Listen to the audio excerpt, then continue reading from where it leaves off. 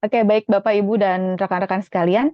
Sebagaimana kita ketahui, kanker organ reproduksi wanita seperti kanker ovarium, kanker serviks, dan juga kanker endometrium merupakan masalah kesehatan yang serius bagi banyak wanita di dunia, juga wanita-wanita di Indonesia. Deteksi dini dan penanganan yang tepat sangat penting untuk meningkatkan prognosis dan kesembuhan bagi para pasien. Nah, dalam hal ini MRI reproduksi organ produksi wanita ini memainkan peran penting. MRI memberikan gambaran yang sangat detail mengenai struktur dan kondisi organ reproduksi wanita, kemudian memungkinkan dokter untuk mendeteksi kanker pada tahap awal, menentukan tingkat keparahan dan perencanaan strategi pengobatan yang tepat, dan ini merupakan langkah penting dalam upaya untuk meningkatkan kesembuhan dan kualitas hidup para pasien. Baik, tanpa berlama-lama, saya perkenalkan narasumber kita pada pagi hari ini. Beliau bernama lengkap Mega Amanda, SST. Beliau merupakan lulusan dari D4 Radiologi jurusan MRI pada tahun 2012. Beliau sekarang bekerja di RSCM. Kemudian beliau juga sudah banyak menerbitkan publikasi ya, Bapak Ibu dan rekan-rekan sekalian. Beliau juga sudah punya buku, mungkin Bapak Ibu dan rekan-rekan sekalian sudah tahu ada Emery Kranji, Kamega beserta tim, ada Mbak Nike dan juga Mbak Heni membuat buku tersebut. Mungkin Bapak Ibu juga udah punya dan udah baca. Oke, baik, tanpa berlama-lama, mungkin Bapak dan Ibu juga teman-teman sekalian udah nggak sabar. Mari kita sambut Ibu Mega Amanda, SST. Ya, terima kasih Mbak Deska. Sudah cukup jelas Iya, suaranya? jelas-jelas sekali Mbak Mega. Silahkan dilanjutkan. Oke, Assalamualaikum warahmatullahi wabarakatuh. Selamat pagi dan salam sejahtera bagi kita semua, Bapak Ibu semuanya. Izinkan harusnya saya menjadi pembicara kedua nih, cuma mungkin Mbak Eli baru bergabung ya.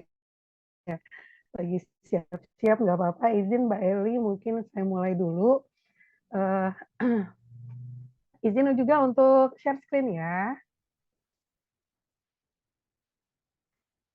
Sudah kelihatan Sudah, Mbak sudah Deska? Kak, sudah terlihat dengan jelas. Terima kasih. Ya. Kalau untuk memperkenalkan diri sudah dikenalkan ya tadi sama Mbak Deska. Jadi boleh deh kalau harus mengenalkan lagi ya Mbak, karena kalau nggak kenal maka nggak sayang kalau orang-orang sekarang bilang. Jadi saya di sini kebetulan saya Mega Amanda, saya radiografer di RSCM ya. Kebetulan memang kekhususannya gitu, kekhususannya di bidang MRI dan memang concern juga ya untuk di sistem edukasi di RSCM gitu. Jadi salah satunya saya dan juga ada teman-teman Mbak Heli dan yang sebelumnya ada Mbak Adel. Kita di sini punya tim khususnya di momentum yang World Cancer Day ini kami diminta untuk menjadi bukan narasumber ya, lebih ke arah sharing mungkin ya Mbak Deska, karena kan di sini sistemnya kita sharing apa aja pengalaman yang saya dan teman-teman di RSCM dapatkan atau kami lakukan selama ini. Nah di sini saya kebetulan diminta untuk sharing mengenai tata laksana pemeriksaan MRI pelvis atau abdomen bawah khususnya organ reproduksi perempuan. Karena kalau kita bicara tentang abdomen bawah, sebenarnya luas Bapak Ibu gitu ya. Potongan-potongannya juga ada yang khusus gitu ya. Ada yang misalnya untuk kelainan laki-laki prostat, bagaimana cara potongnya itu beda. Kalau untuk ngelihat meta di tulang beda. Nah, sekarang saya benar-benar hanya fokus di MRI abdomen bawah atau pelvis khusus untuk reproduksi perempuan. Saya lanjutkan. Sepertinya ya. Nah, mungkin sharing time di sini apa aja sih poin-poin yang akan saya share ke teman-teman di sini. Yang pertama terkait anatomi gitu ya. Indikasi pemeriksaannya apa, kontraindikasinya, persiapan pemeriksaan, positioning, protokol, planning, dan studi kasus. Ini sih standarisasi memang kita sebagai radiografer harus tahu. Apalagi kita kan kalau ngebahas tentang dasar-dasarnya, teman-teman ini harus tahu sebelum teman-teman bisa mengerjakan atau mampu mengerjakan MRI itu sendiri. Nah, sebelum kita mulai, ini ada sedikit data ya, data yang saya ambil, memang ini sumbernya dari website UI sendiri. Jadi dari data yang kita dapatkan dari Kesehatan Indonesia itu tahun 2021 bahwa kanker serviks itu menempati peringkat kedua setelah kanker payudara. Nah, sebanyak 36.633 kasus atau lebih tepatnya 17,2% dari seluruh kanker pada wanita. Jumlah ini memiliki angka mortalitas yang cukup tinggi ya, sekitar 21.003 kematian ataupun 19,1% dari seluruh kematian akibat kanker. Nah, bila dibandingkan dengan kejadian kanker serviks di tahun 2008, ini peningkatannya hampir 2 kali lipat. Jadi memang saya sendiri kebetulan perempuan gitu ya, kita memang harus aware ya bahwa bisa saja semua pun siapa memungkinkan bisa terkena kanker. Makanya dari saat ini kita juga termasuk orang-orang kesehatan, kita harus paham gitu ya bahwa pentingnya kita melakukan screening di awal terkait kanker serviks ini. Begitu juga kita aware dengan diri sendiri, orang terdekat, dan juga lingkungan kita. Nah, bisa dilanjutkan. Oke, tadi kalau saya bahas mengenai anatomi, ya ini sih sedikit sharing saja teman-teman, karena kita juga dari MRI, jadi saya ambil penampang dari sagital dan juga dari aksial. Nah, memang paling mudah atau paling gampang itu teman-teman kalau belajar anatomi minimal dari penampang sagital dulu ya.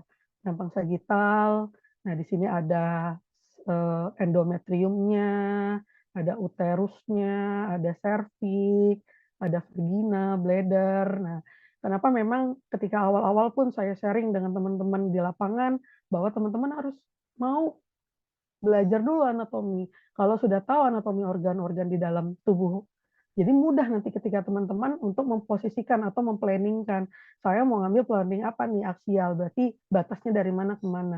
Tapi kalau teman-teman nggak paham, teman-teman nggak tahu, ya akan mempersulit diri teman-teman sendiri.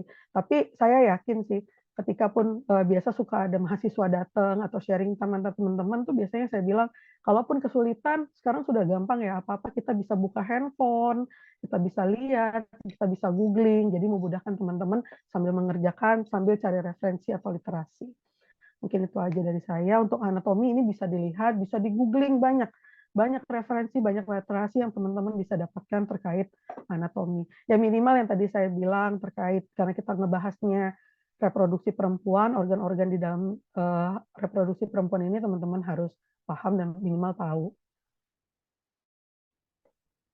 Oke, nah ini indikasi pemeriksaan ataupun kontraindikasi ya. Ya ini standar juga ya teman-temannya untuk terkait indikasinya kan untuk menentukan apakah ada stadium sarkoma dari jaringan lunak, terus menentukan keganasan dari endometrium, adanya kelainan dasar panggul, itu juga bisa dievaluasi nanti setelahnya, bisa juga mengevaluasi apakah ada anomali dari kongenital panggul wanita itu gitu ya.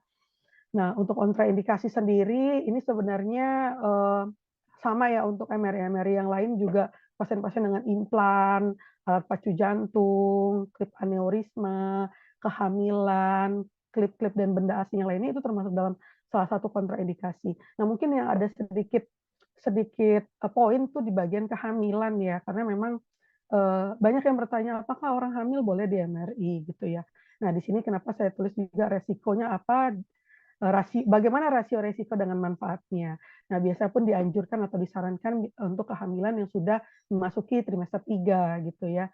Jadi bayinya sudah maksudnya gimana ya, sudah berumurnya sudah hampir cukup gitu ya.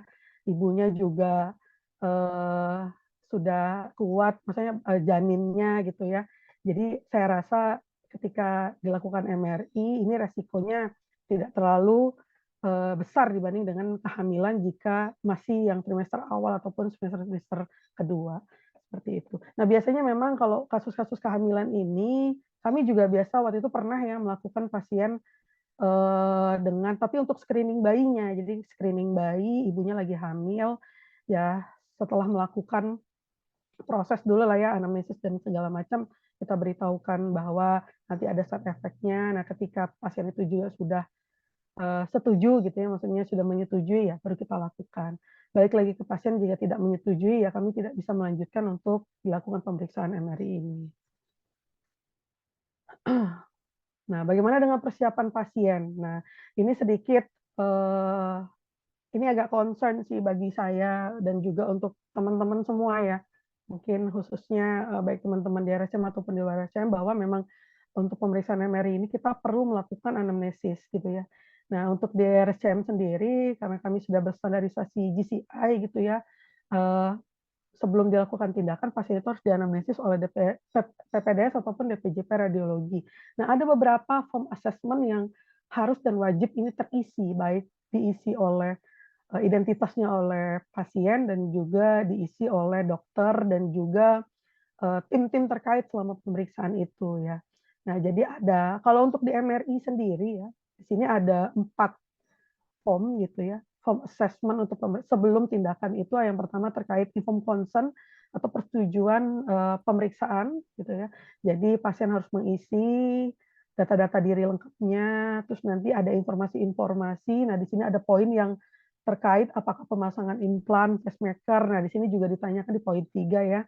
Ini cukup penting kalau untuk di MRI. Nah, selebihnya, nah ini mengikuti prosedur saja, tanda tangan, dan hari hari pemeriksaan ataupun hari anamnesis. Yang kedua kita punya checklist keselamatan prosedur. Nah, checklist keselamatan prosedur ini yang mengisi juga DPJP ataupun PPDS yang saat melakukan anamnesis di awal ya. Jadi sambil sambil anamnesis sambil bertanya, sambil memastikan apakah sudah sesuai atau tidak dari pasien ataupun keluarga pasien yang dilakukan anamnesis. Untuk selanjutnya, nah ini ada formulir identifikasi faktor risiko pemeriksaan MRI. Nah ini memang baru 2 tahun terakhir ya, 2 tahun berjalan lah di RSCM itu punya form baru terkait formulir identifikasi faktor risiko pemeriksaan MRI. Nah di sini juga kalau teman-teman bisa lihat itu ya, ini cukup detail bahwa ketika di anamnesis dokter bertanya apakah terpasang pacu jantung, apakah pernah melakukan operasi dan yang lain-lain gitu ya. Nah, ini harus dilengkapi sebelumnya dan di yang kedua ini di depan belakang ya. Nah, di sini ada informasi jika pasien menggunakan kontras media harus mengisikan nilai kreatininnya, EGFR-nya, tanggal terakhir laboratoriumnya tanggal berapa. Nah, di sini juga mengisi berat badan, tinggi badan. Nah, di sini misalnya di sini ada kata-kata bila ada keterangan lainnya. Eh, untuk di sini biasanya mengisi ada tambahan informasi gitu ya. Biasanya mungkin apakah keluhan pasien hari ini atau kenapa dilakukan MRI gitu ya. Biasanya dokter atau PPDS menuliskan lebih lengkap di sini. Nah, di sini jenis pemeriksaannya apa sama spesifikasi khusus pada pemeriksaan biasanya diisi juga di sini ya. Nah, inilah peran radiografer atau tim petugas yang melakukan MRI ini harus mengecek sebelum melakukan pemeriksaan. Biasa ada tambahan-tambahan informasi atau kebutuhan dari dokter, misalnya tambahan sekuen atau dibutuhkan untuk menggunakan gel atau marker atau apa. Nah, biasanya tertera itu di sini. Seperti itu. Nah, ini wajib diisi, dilengkapi. Nah, juga ini yang terakhir ada form terkait catatan perkembangan pasien terintegrasi. Di sini lebih perawat ya, perawat yang melakukan atau mengisi catatan perkembangan pasien terintegrasi. Kalau untuk di MRI, biasanya perawat-perawat itu menulis SOAP atau subjektif, objektif assessment dan juga planning.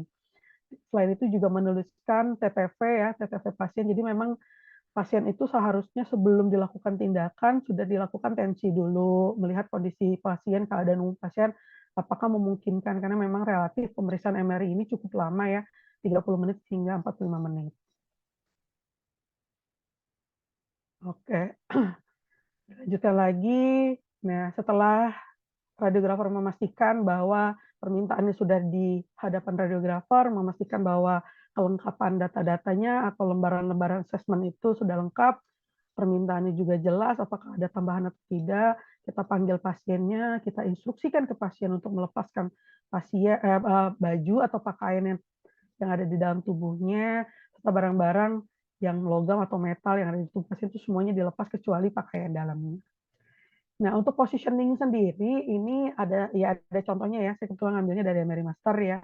Jadi posisinya pasien itu tiduran supine, terus kita berikan nomor emergency, kita berikan headphone atau earplug yang tersedia, dan juga dipasangkan coil atau body coil ataupun namanya antero-posterior coil.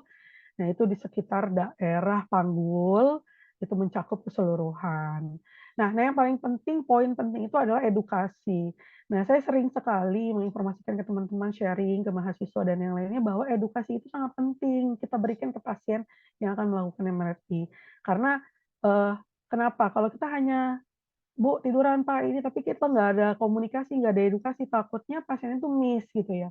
Minimal yang kita informasikan adalah pemeriksaan ini cukup lama, gitu ya, tidak boleh bergerak, dan alatnya berisik.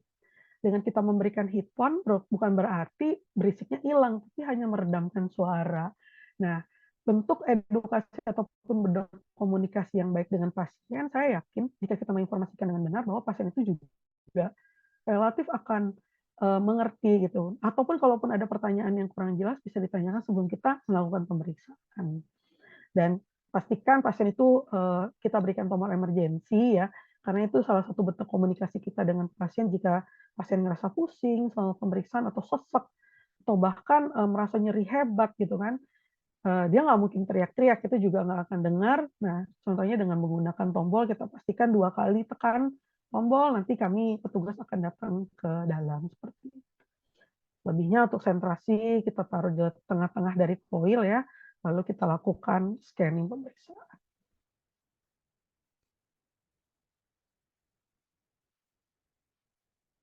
Oke, nah ini protokol pemeriksaan MRI.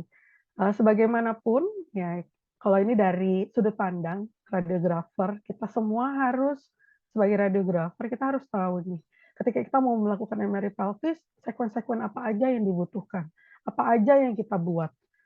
Apakah yang kita buat dan kita butuhkan ini sesuai yang dibutuhkan oleh dokter. Nah, makanya kita sebelumnya harus duduk bareng dengan dokter, apa yang dokter butuhkan, ya kita buatkan gitu ya, sesuai porsinya. Dokter butuhnya apa, protokolnya, potongannya apa, kita buatkan. Jika sudah oke, ya boleh nanti kita teruskan untuk kita bikin SOP atau standar operasional prosedurnya. Nah, kalau teman-teman lihat di sini, ya memang MRI sendiri ya tidak hanya pelvis, yang lainnya pun memang untuk sagittal axial coronal itu wajib dibuat ya, tapi apakah perlu semuanya atau tidak, ternyata tidak perlu semua. Contoh di sini untuk T2 sendiri, T2 tanpa flat itu kita hanya membuat sagittal, coronal oblik, axial oblik, dan dengan tambahan ada aksial untuk T2 flat. Selebihnya T1 itu untuk sagittal, aksial, dan DWI ya. Untuk sekarang itu DWI dibikin untuk 2 penampang, aksial, dan juga sagittal. Selanjutnya, post kontras kita bikin tiga-tiganya coronal axial sagittal. Nah, ini referensi kebetulan saya dapatkan untuk parameter-parameter lainnya, TR, TI, Max ini ya. Ini kan parameter yang bisa diubah-ubah menyesuaikan dengan kebutuhan di lapangan. Ya, jika teman-teman ya, kalau di sisi kanan itu ada time akuisisi, jadi waktu scanning yang dibutuhkan untuk satu sekuen.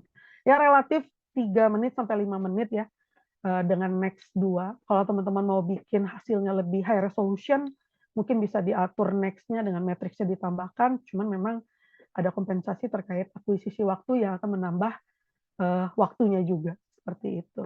Nah, kalau untuk DRSCM sendiri, setelah kita melakukan pemeriksaan ini, kita sharing dengan dokter-dokter DPJP-nya, ternyata untuk parameter yang relatif kami buat ini sudah cukup informatif gitu. Jadi maksudnya informatif ya sudah cukup lah, tidak terlalu dibilang high resolution banget, tapi sudah cukup sebagai menunjukkan diagnosa atau kelainannya. Itu aja sih teman-teman. Nah di sini planning, nah ini yang juga saya bilang peranan penting radiografer gitu ya. Nah yang pertama ya pasti bikin localizer. Localizer selalu terdiri dari 3 ya. Ada coronal, ada axial, dan juga sagittal. Nah, cuman memang sagittal ini untuk pembuatan MRI pelvis khususnya reproduksi wanita ini, sagittal itu sangat dinomorsatukan kalau dibilang, diutamakan dibanding potongan yang lain. Kenapa? Karena memang kita butuh T2 sagittal dulu nih. Jadi kalau T2 sagittal dibikin di awal, bisa sebagai referensi atau untuk memotong protokol yang lain atau sekuen yang lain. Karena kedepannya kan setelah kita bikin T2 sagittal, kita akan bikin aksial ataupun koronal tapi oblik. Nah, bagaimana cara bikinnya? Nah, sebelumnya gini aja, kalau untuk sagittal ya mungkin teman-teman sudah tahu ya membagi potongan dari sisi koronal dan aksial. Nah, pastikan ketika kita bikin planning di MRI itu misalnya kita mau bikin sagittal, harus melihat dari sisi koronal dan dari aksial. Ya, jangan hanya dari satu saja, jangan buat sagittal hanya lihat dari koronal, tapi pastikan dari sisi koronal dan aksialnya juga sudah pas kemiringannya. Nah, seperti yang di sini kan kalau teman-teman bisa lihat kan ini pasiennya agak sedikit miring ya. Jadi kita memang mengikuti kemiringan dari organ pasien. Nah, oke. Nah, MRI pelvis di sini memang saya lihat ya ini ada beberapa referensi gitu ya, dan memang itu yang kita lakukan juga, kita terapkan di RSCM bahwa khususnya reproduksi wanita itu untuk endometrium dan serviks. Ya, jadi memang kadang saya juga share ke teman-teman bahwa kalau ada CA endometrium dan CA serviks, teman-teman pastikan anatominya, potongannya dibikin oblik menyesuaikan, dan pastikan tidak terpotong organ yang diambil. Nah, karena memang punya kekhususan potongan ya. Kalau teman-teman lihat di sini, yang di atas ini kita mau buat planning aksial T2 oblik. Kalau dibilang ya, aksial T2 oblik atau T2 aksial oblik. Nah, setelah mendapatkan tadi sagittal, kita boleh scroll, kita cari gambaran yang jelas ya. Di sini ada endometriumnya, serviksnya. Nah, penampangnya seperti ini gitu ya. Nanti mengikuti, kalau untuk endometrium sendiri, aksial oblik itu kita bikinnya tegak lurus ya. Kalau kayak gini tegak lurus ya terhadap bidang endometriumnya. Nah, ini bidang endometriumnya ini tegak lurus. Ini memang nggak bikin garis-garis sih, tapi ini potongannya seperti ini teman-teman. Dari angka, dari penampang sagittalnya, dari penampang koronalnya, sehingga kita bisa dapat penampang aksial oblik. Nah, begitu juga dengan koronal, kalau tadi aksialnya tegak lurus terhadap bidang endometriumnya. Nah, kalau untuk koroner ya kita bikinnya sejajar ya, teman-teman. Nah, biasa saya minta scroll di bagian tengah-tengah, cari gambar yang jelas gitu ya. Cari gambar yang jelas dari sagittalnya, nanti ini bisa kita planning. Oke, jadi kita ambil, bisa dimiringin. Nah, jadi menyesuaikan dengan disejajarkan dengan bidang endometrium. Begitu juga dengan survei, planning MRI survei. Nah, ini ada beberapa referensi. Ini kebetulan saya dapat dari MRI Master ya, karena memang kemarin kalau untuk ngambil di lapangan, saya kebetulan belum sempat nih kemarin ngambil, jadi saya ngambil dari sini. Tapi kebetulan sama, ini juga ya aksial dan koronalnya hampir sama mengikuti serviksnya, potongannya. Kalau untuk aksial seperti demikian, kalau untuk koronal ya kebalikannya. Nah, seperti ini teman-teman. Nah, memang ya kalau misalnya di RSCM itu kita sering kadang mendapati pasien CA serviks sudah dengan stadium lanjut, stadium 3, stadium 4, bahkan stadium. Jadi biasanya kalau lihat kondisinya serviksnya tuh kadang suka nggak jelas karena sudah ada kankernya atau sudah ada masalah di situ, sudah ada tumornya gitu.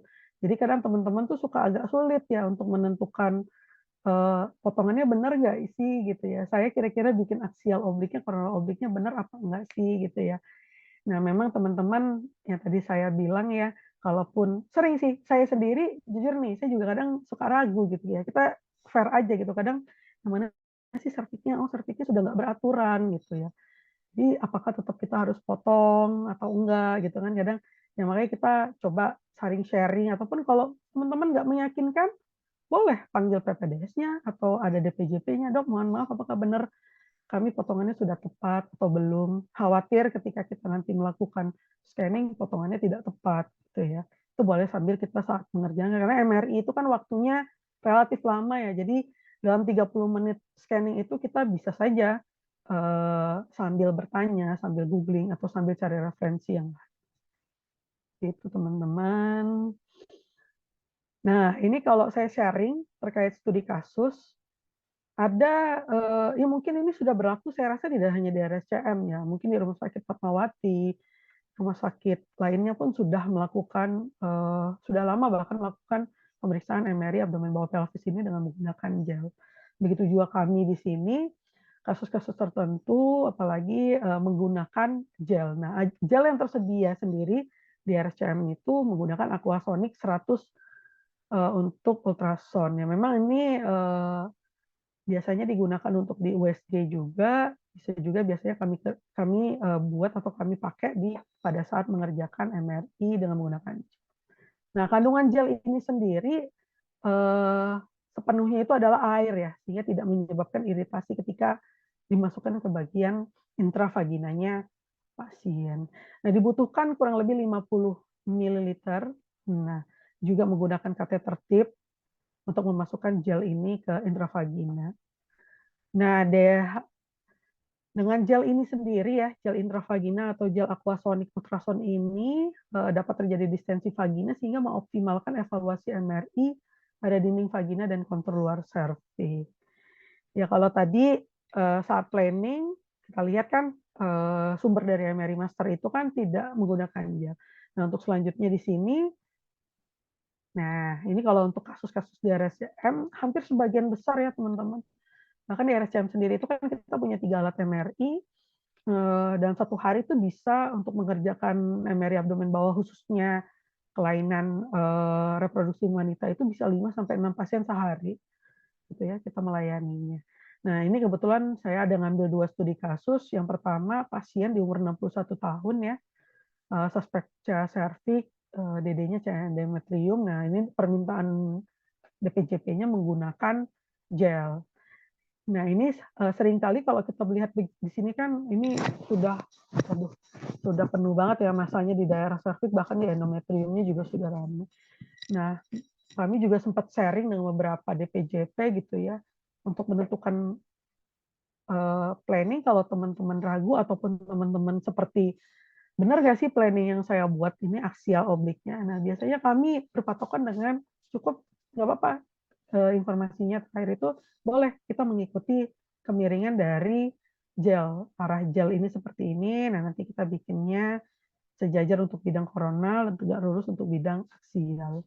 Karena kita lihat juga kelainannya sudah penuh ya di daerah serviks dan juga endometrium. Nah, jadi dengan adanya gel ini juga cukup membantu teman-teman radiografer untuk membuat koronal oblik dan aksial oblik. Seperti itu ya, teman-teman. Nah, kalau ini poin ini saya lihat dari hasil bacaan atau hasil dari itunya, dari ekspertisenya, gitu. Tidak tampak perluasan vagina, tidak ada restriksi difusi, dan proses inflamasi. Nah, ini untuk studi kasus yang kedua. Nah, ini pasiennya kalau teman-teman perhatikan tadi yang pertama itu umurnya 60 tahun, nah ini umurnya 33 tahun. Ternyata di umur 33 tahun dia sudah kanker serviks stadium 3B. Ini hampir seumuran saya ya. Jadi sekarang itu kanker itu tidak melihat apakah maaf udah usia lanjut atau tidak, tidak. Siapapun memungkinkan teman-teman untuk bisa terkena kanker serviks. Nah, ini juga kalau di sini kita lihat ya dengan menggunakan gel intravagina.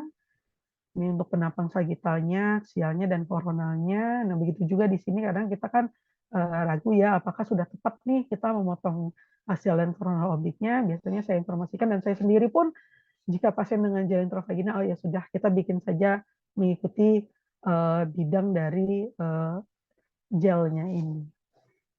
Seperti itu, teman-teman. Nah, untuk pasien yang di atas ini sendiri, ya, yang ini saya tunjukkan, di sini kalau untuk dari hasil sepertisenya UTRC antifleksi normal, tidak tampak gambaran, cuma memang pasien ini post kemoradiasi lengkap ya, sudah melakukan tahapan kemoradiasi untuk pasien di umur 33 tahun.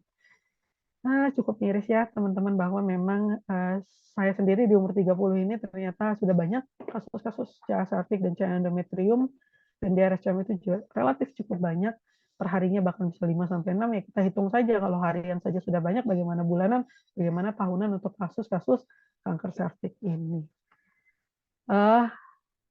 Oke, mungkin sekian dan terima kasih. Sebelumnya mungkin ya sedikit direview ya teman-teman bahwa peranan radiografer, kalau saya ulas lagi kembali bahwa teman-teman radiografer porsinya ya memang ketika kita dihadapkan oleh di depan monitor konsol MRI, minimal teman-teman tahu apa yang mau teman-teman bikin, pemeriksaannya apa, kebutuhan dari dokter-dokter sekunder atau protokolnya apa kita tahu. yang tadi sudah saya bikin parameter MRI yang dibutuhkan, potongan-potongannya dan juga anatominya pastikan eh, sesuai. Nah, potongannya tadi, kalaupun di tengah-tengah pemeriksaan teman-teman bingung, ragu dan segala macam, tidak menutup kemungkinan kita untuk bertanya, untuk sekedar buka literasi, itu juga sering saya lakukan ketika saya melakukan pemeriksaan MRI. Seperti itu, Mbak Deska, sekian dan terima kasih sharing saya pada hari ini. Semoga bermanfaat untuk teman-teman semuanya. Saya kembalikan ke Mbak Des. Baik, terima kasih Mbak Mega atas presentasinya yang sangat menarik. Pengetahuan yang udah Mbak Mega berikan sangat berharga dan menarik sekali ya.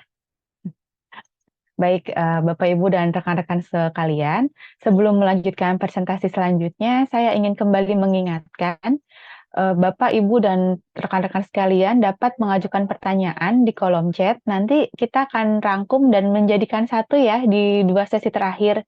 Jadi nanti kita selesaikan sesi pertama dan sesi kedua terlebih dahulu, baru kita lanjutkan dengan sesi tanya jawab. Oke, baik Bapak, Ibu, dan rekan-rekan sekalian boleh sambil dibuka kembali catatannya, ditambahkan apa nih yang menarik dari yang Mbak Mega tadi sampaikan. Dan juga bisa mungkin ada pertanyaan boleh silahkan langsung dicatat di kertas, nanti bisa raise hand, nanti bisa bertanya langsung sama Mbak Mega atau Mbak Eli, kemudian bisa langsung kalau malu mungkin bisa langsung di kolom chat ya Mbak Mega ya. Baik, Bapak, Ibu, dan rekan-rekan sekalian, kita lanjut ke sesi selanjutnya.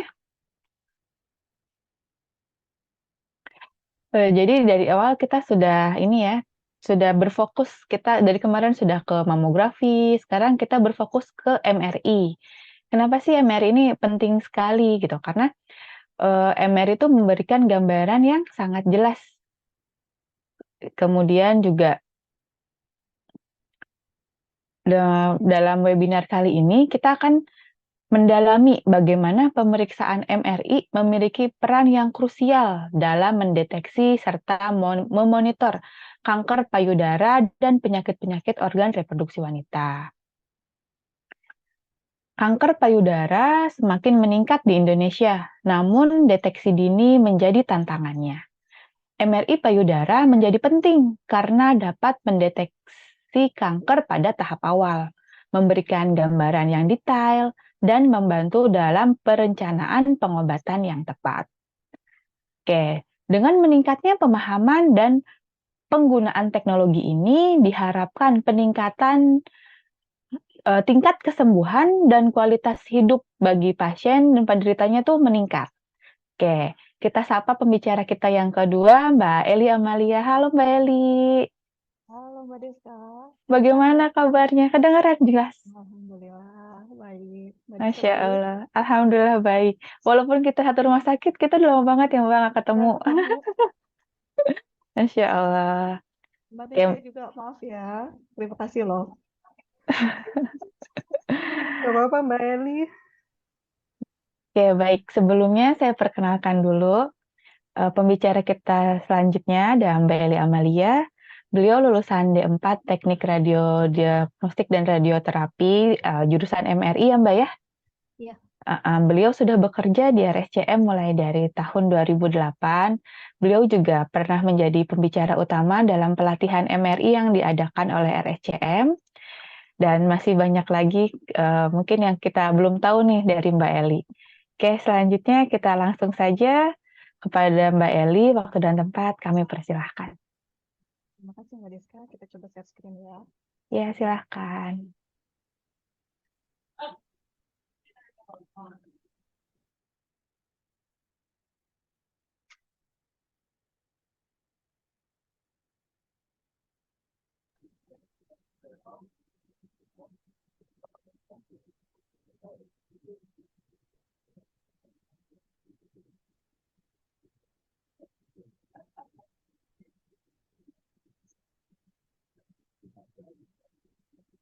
Kelihatan nggak Mbak Deska? Sudah Mbak Eli sudah terlihat dengan jelas. Oke, baik. Assalamualaikum warahmatullahi wabarakatuh. Selamat pagi para peserta webinar Track Money. Terima kasih atas kesempatan yang diberikan. Terima kasih Mbak Deska dan Mbak Mega, juga Dokter Uswa. Pagi ini Semoga semuanya nuansanya lagi baik ya, dan semoga semua sedang berbahagia.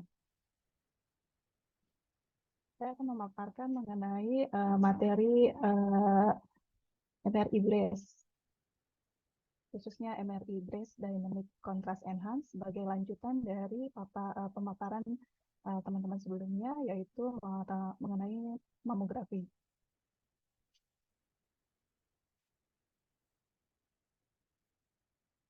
MRI Brace sendiri merupakan pemeriksaan imaging payudara menggunakan medan magnet besar dan radiofrekuensi untuk menghasilkan gambaran detail dari struktur payudara.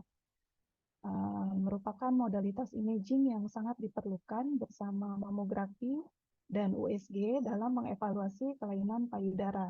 Jadi MRI Brace sendiri tidak bisa berdiri sendiri, tetap bersama-sama dengan mamografi dan USG untuk menguatkan diagnosa khususnya kelainan kanker pada payudara.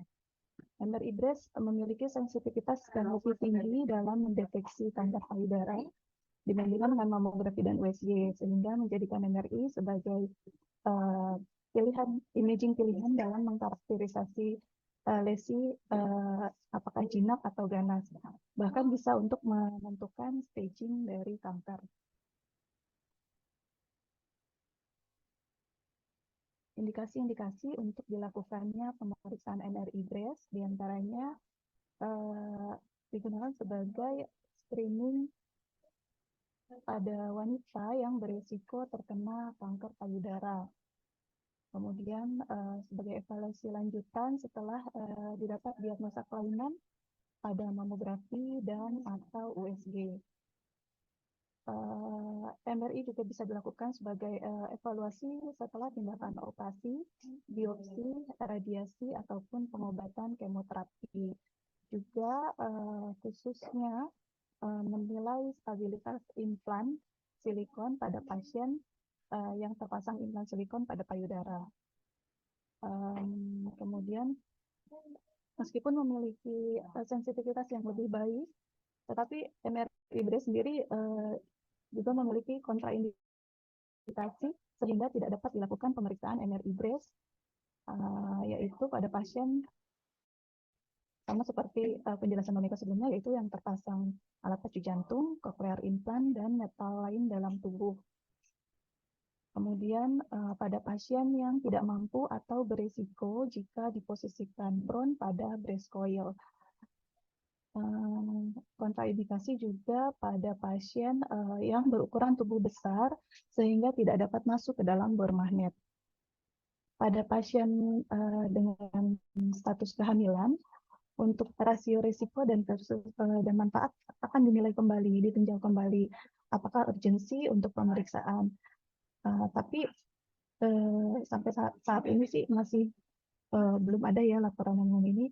Ada satu di jurnal yang pernah saya baca di Amerika, kasus breast cancer pada wanita kehamilan tetap dilakukan, tetapi pasien memilih untuk tentunya aborsi ya, karena pemeriksaan MRI Brace ini dari waktunya lama, kemudian posisinya tidak memungkinkan untuk wanita hamil ya, karena posisinya prone atau tengkurap. Kemudian pada pasien ekstrem klaustrofobia, tapi beberapa yang pasien klaustrofobi di kami pernah dilakukan dengan pendampingan anestesi.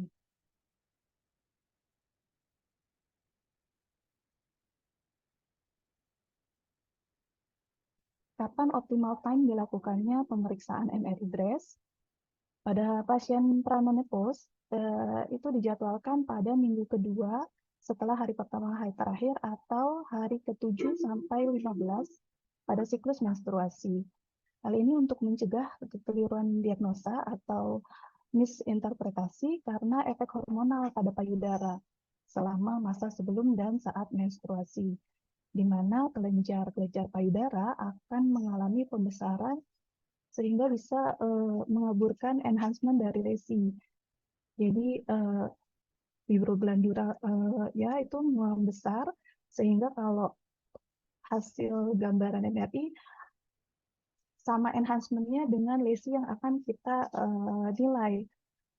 Nah, karena akan tampak sama enhance, baik patologis maupun jaringan normal background dari fibroglandular ini, maka itulah yang akan menimbulkan misinterpretasi dari hasil diagnosa. Penyesuaian jadwal ini dikecualikan untuk kasus urgensi pada pasien breast cancer yang membutuhkan tindakan segera.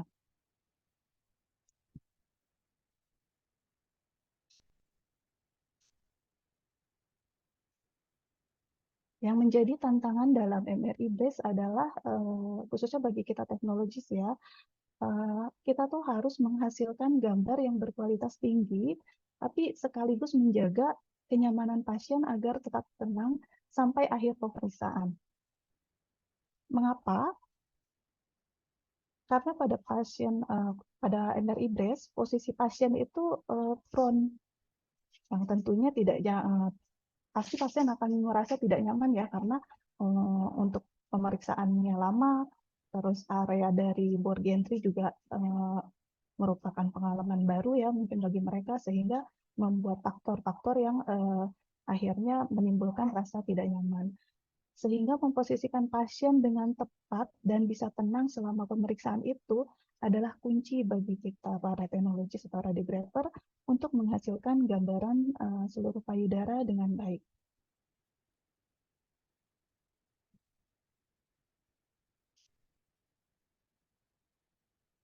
Untuk tantangan tersebut, ini ada beberapa tips yang dapat kita lakukan.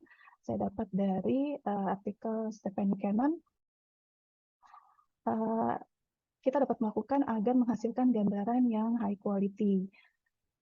Yakni pertama, memposisikan pasien objek dalam koil dengan tepat untuk menghindari munculnya artefak pada gambar yang terutama. Kemudian, pastikan kenyamanan posisi pasien selama pemeriksaan dengan dilakukan imobilisasi menggunakan spons atau sandbag, atau bahkan bantal untuk menopang kepala, lengan, dan kaki, serta area yang tidak nyaman lainnya. Kemudian berikan instruksi dengan sangat jelas mengenai apa yang harus dan akan dilakukan selama pemeriksaan, serta akibat atau efek dari setiap tindakan. Sehingga selama pemeriksaan, pasien menjalaninya dengan nyaman dan tenang. Ini tadi juga udah diberikan tips-tipsnya oleh Kak Mega bahwa kita radiografer jangan malu, jangan sungkan untuk menjelaskan kepada pasien.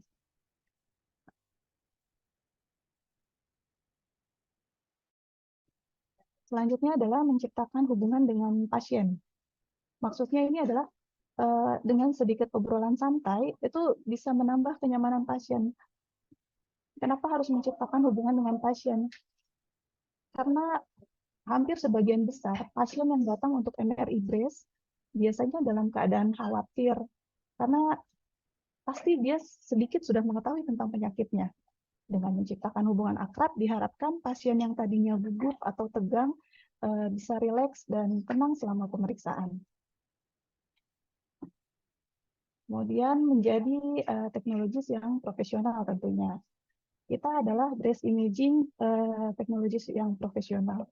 Meskipun kita baru dalam melakukan breast imaging, tetapi pasien tidak tahu berapa lama pengalaman kita mengerjakan, atau apakah kita dalam keadaan tertekan karena baru pertama kali mengerjakan.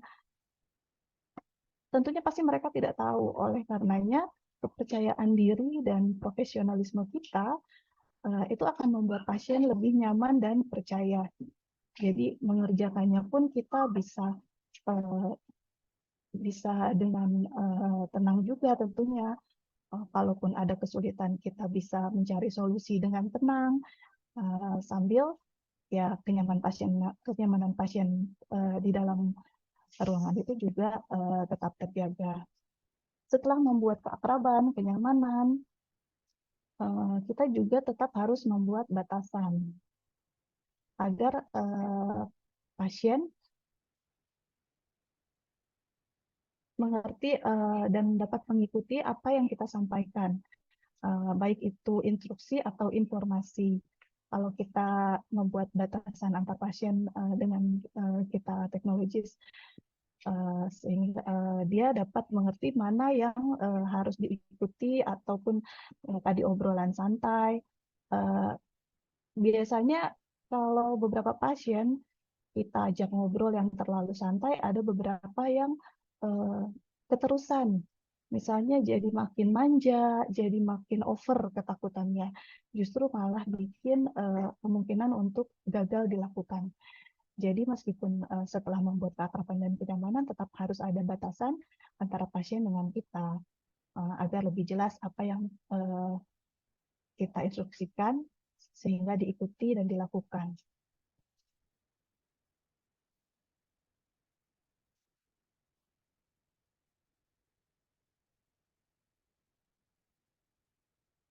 Memposisikan pasien objek dalam coil pada MRI breast untuk mengoptimalkan image quality. Dari tadi kan kita bahasanya posisi pasien ya.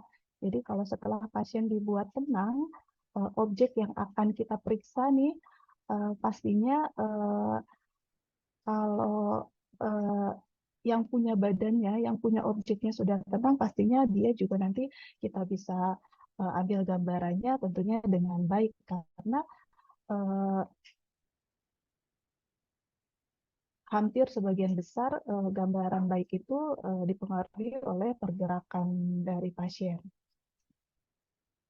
Penempatan objek yang tepat dalam coil breast adalah langkah pertama yang penting untuk memastikan kualitas hasil gambaran yang high quality dengan terhindar dari munculnya artefak. Yang paling sering pastinya motion artefak. Posisi pasien dalam MRI breast pada semua vendor ialah prone. Ada yang terdesain head first prone dan ada yang feet first prone, baik dengan tangan ke atas samping kepala ataupun ke bawah samping sisi tubuh. Kemudian kita harus pastikan kedua payudara menggantung bebas dalam coil tanpa lipatan apapun.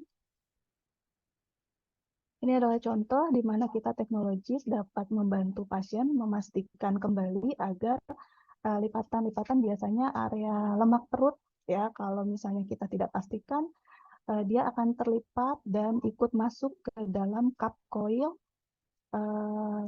breast.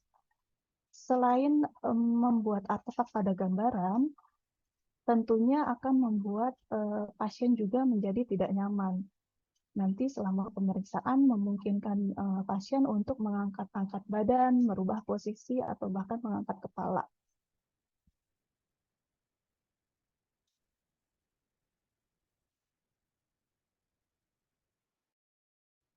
Pastikan posisi nipple tepat berada di bawah payudara.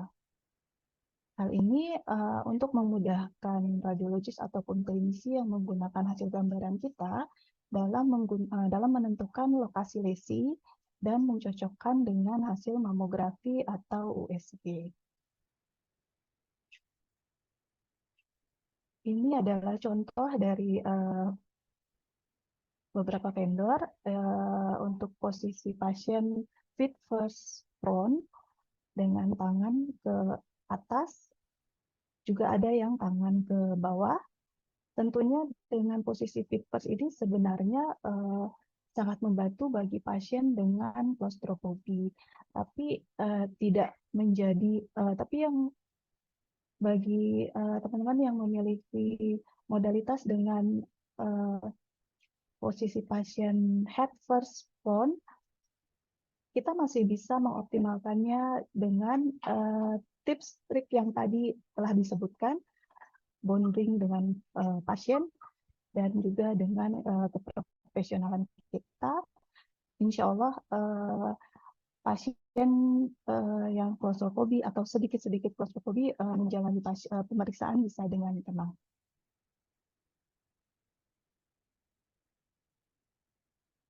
Protokol yang digunakan pada MRI breast yaitu Serangkaian sequence untuk memperlihatkan morfologi, yakni T1 weighted image dan T2 weighted image. Kemudian sequence utama dalam tujuan menggunakan MRI-BRACE, yakni mengkarakterisasi kanker payudara, ada multifase. 3D T1 weighted gradient echo ini nanti dikombinasikan dengan teknik penyuntikan kontras, yakni dynamic contrast enhance. Selanjutnya fat saturation, teknik menekan sinyal lemak, di mana area payudara hampir semuanya, ya hampir sebagian besar lemak ya. Untuk mendeteksi ukuran lesi yang sangat kecil, kita membutuhkan teknik fat saturation. Lalu ada sequence diffusi weighted image yang juga dapat mengkarakterisasi lesi dengan nilai ADC yang didapatkan. Kemudian protokol tambahan spektroskopi yang digunakan jika massa solid tidak tercampur nekrotik ataupun cairan udara, agar nanti hasil dari metabolit yang didapat bisa valid. Kemudian protokol tambahan, sekuen khusus untuk pasien dengan implan silikon pada payudara. Morphological sequence T1 weighted image selain menghasilkan detail anatomi yang baik pada hampir keseluruhan pemeriksaan MRI, sequence ini pada MRI-BRACE juga dapat digunakan untuk mengidentifikasi lesi jinak pada payudara yang biasanya mengandung lemak atau fat. Kemudian T2 weighted image dapat memperlihatkan morfologi dari patologi dengan baik, dapat mengidentifikasi area dengan kandungan cairan yang tinggi. Contohnya edema perikokal atau prepektoral dalam payudara, ataupun mengidentifikasi perdarahan pada lesi, sehingga menambah konfirmasi dalam mengklasifikasikan jenis lesi baik jinak maupun ganas. Untuk 3D T1 weighted gradient echo multifase, potensi ukuran patologis pada payudara ialah berukuran kecil karena payudaranya sendiri juga dibandingkan dengan organ-organ atau objek lain dalam tubuh manusia juga berukuran kecil ya. Karenanya dibutuhkan akuisisi irisan tipis dengan SNR yang baik. Dengan persyaratan tersebut sangat tepat digunakan akuisisi dengan format 3D. Slice thickness yang digunakan kurang dari atau sama dengan 3 mm dengan tanpa celah atau no gaps. Karakterisasi dari enhancement kanker terhadap kontras media sekitar detik ke 90 sampai 120 setelah penyuntikan. Sehingga akuisisi sebaiknya kurang dari 2 menit. Dengan menyesuaikan karakterisasi kanker, karena kita juga mau menilai adanya kanker atau deteksi kanker, maka sequence gradient echo merupakan pilihan yang tepat karena merupakan sequence yang time akuisisinya lebih cepat dibandingkan sequence 3D lainnya. Kemudian multifase. Akuisisi scan multifase itu dilakukan untuk metode observasi dan semi kuantitatif dari radiolog dalam mengkarakterisasi lesi jinak atau ganas. Dari hasil pengamatan kurva kinetik, wash in sampai dengan wash out dari lesi. Akuisisi diambil 6 fase dengan fase 1 sebagai fase pre-kontras, fase 2 sampai ke 6 sebagai fase post-kontras secara berurutan diambil secara dinamis. Ini adalah akronim atau nama lain dari sequence 3D T1 weighted gradient echo untuk MRI-BRACE dari masing-masing vendor. Ada dari GE dengan Vibran Volume Image Breast Assessment, 3D gradient echo dengan kombinasi fat suppression-nya sphere, dan water excitation. Kemudian dia juga punya Vibran Flex 3D gradient echo yang dikombinasi dengan Dixon teknik untuk menghasilkan gambaran water dan fat yang secara terpisah. Kemudian untuk Siemens ada sequence Fuse volume imaging with enhanced water signal, kombinasi dengan fat suppression, water excitation atau chemical shift suppression. Ada Brace, Radian, kemudian untuk Philips ada Trip. Nanti teman-teman bisa lihat sesuai dengan modalitas yang dimiliki ya. Selanjutnya ada Hitachi, Toshiba, dan Aurora.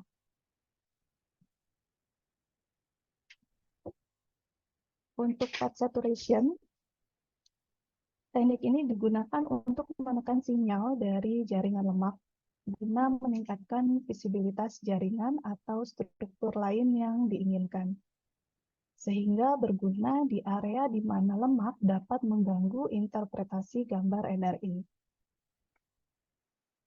Teknik PETSET memungkinkan untuk mengidentifikasi lesi kecil yang mungkin tertutup oleh jaringan lemak sekitar, di mana pada payudara hampir sebagian besar jaringannya ialah lemak. Teknik ini dapat digunakan pada sequence T1 weighted image dan T2 weighted image.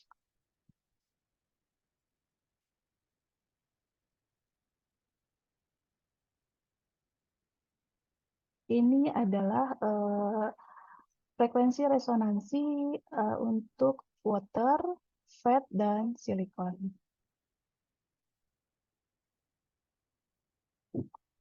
Diffusion weighted image. Pada gambar ini adalah diperoleh dari seorang wanita dengan kanker payudara di kanan, ditunjukkan pada tanda panah, dan fibroadenoma atau tumor jinak di payudara kiri. Pada penelitian ini diperoleh nilai ADC dari kanker payudara kanan menunjukkan nilai difusi yang lebih rendah dibandingkan dengan tumor jinak. Dengan kemampuan tersebut, menjadikan sequence diffusion weighted image ini selain sebagai salah satu sequence multiparametrik, bisa juga berfungsi sebagai sequence screening kanker payudara pada MRI breast tanpa kontras, khususnya pada pasien yang tidak dapat dilakukan pemeriksaan dengan kontras baik karena alergi ataupun karena faktor lain. Diffusion weighted image bisa memiliki keunggulan yang tadi disebutkan karena difusi DWI ini merupakan sequence pembobotan dengan metode yang didasarkan pada pengukuran atau kuantitatif pergerakan molekul dalam air. Molekul air dalam jaringan. Pada diffusi weighted, kanker payudara biasanya menunjukkan penurunan difusi dan tampak hiperintens pada jaringan sekitarnya. Tujuan penggunaan diffusion weighted image untuk mengoptimalkan karakterisasi lesi dan sebagai penguat dari sequence-sequence lainnya.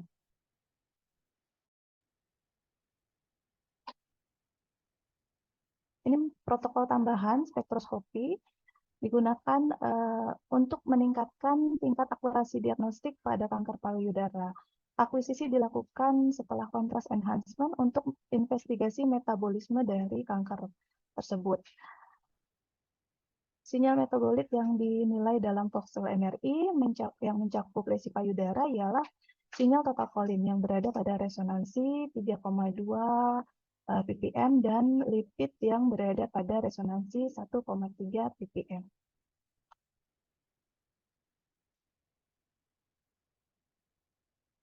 Untuk protokol implan silikon dilakukan untuk mengevaluasi integritas dari implan silikon payudara, apakah ada kebocoran atau pecahnya silikon.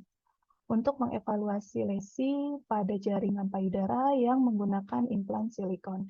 Ini adalah contoh gambaran payudara dengan menggunakan implan silikon di area rektopektoral, kemudian yang di sisi kanan di area rektoglandular. Challenge untuk sekuen pada pasien dengan implan silikon itu kita harus mengoptimalkan dalam penekan sinyal lemak tanpa mempengaruhi sinyal silikon.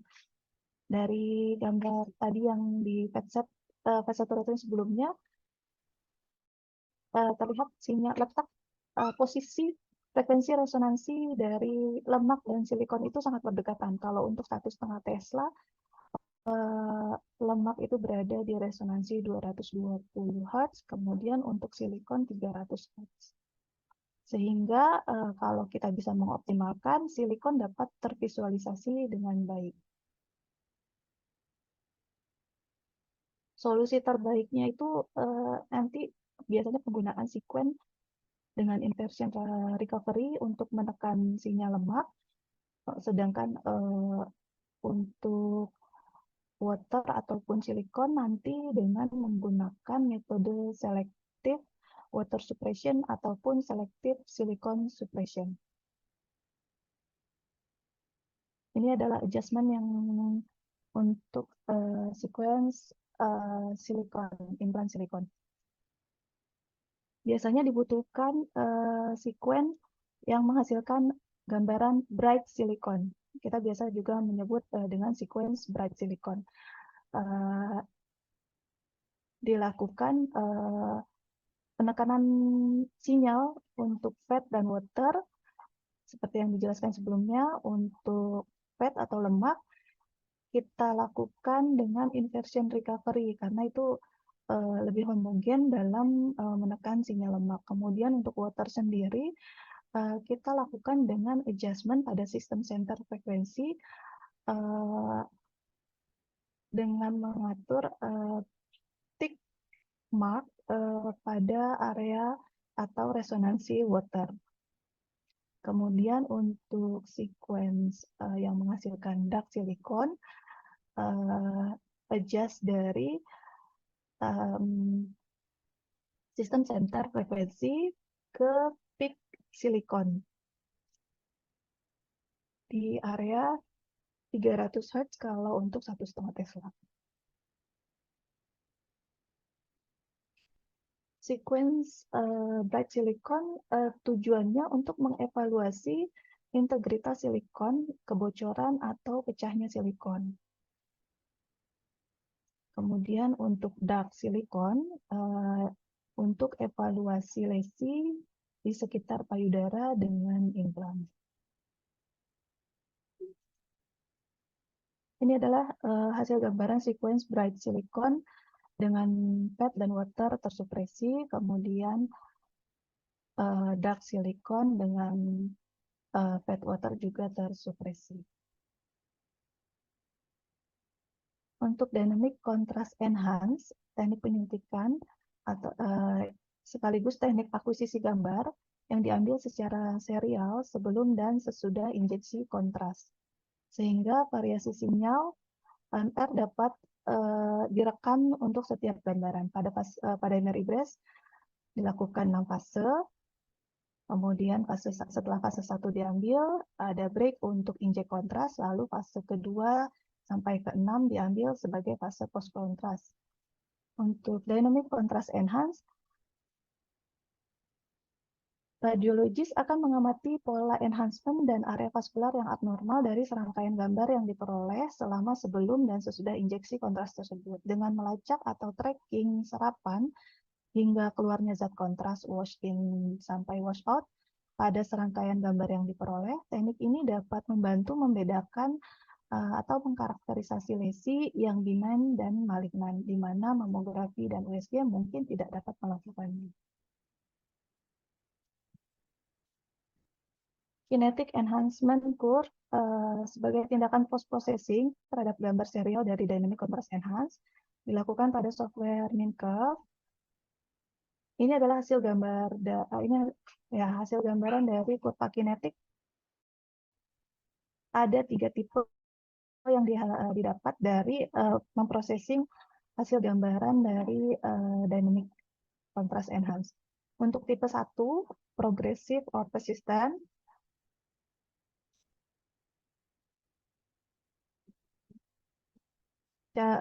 progresif secara terus-menerus enhancement-nya, dan biasanya ini tipe 1 dianggap jinak.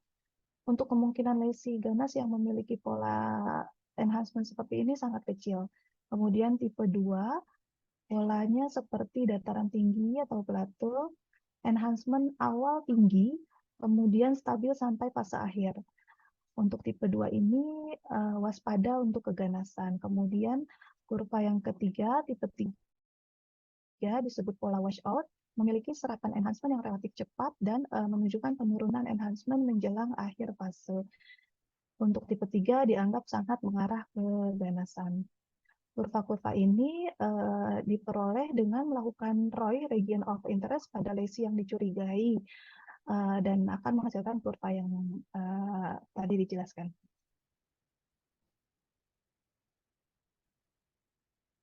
Pada ketiga pola tersebut diperoleh jika karakterisasi lesi ganas atau kanker payudara memiliki pola wash-in yang sangat cepat dan juga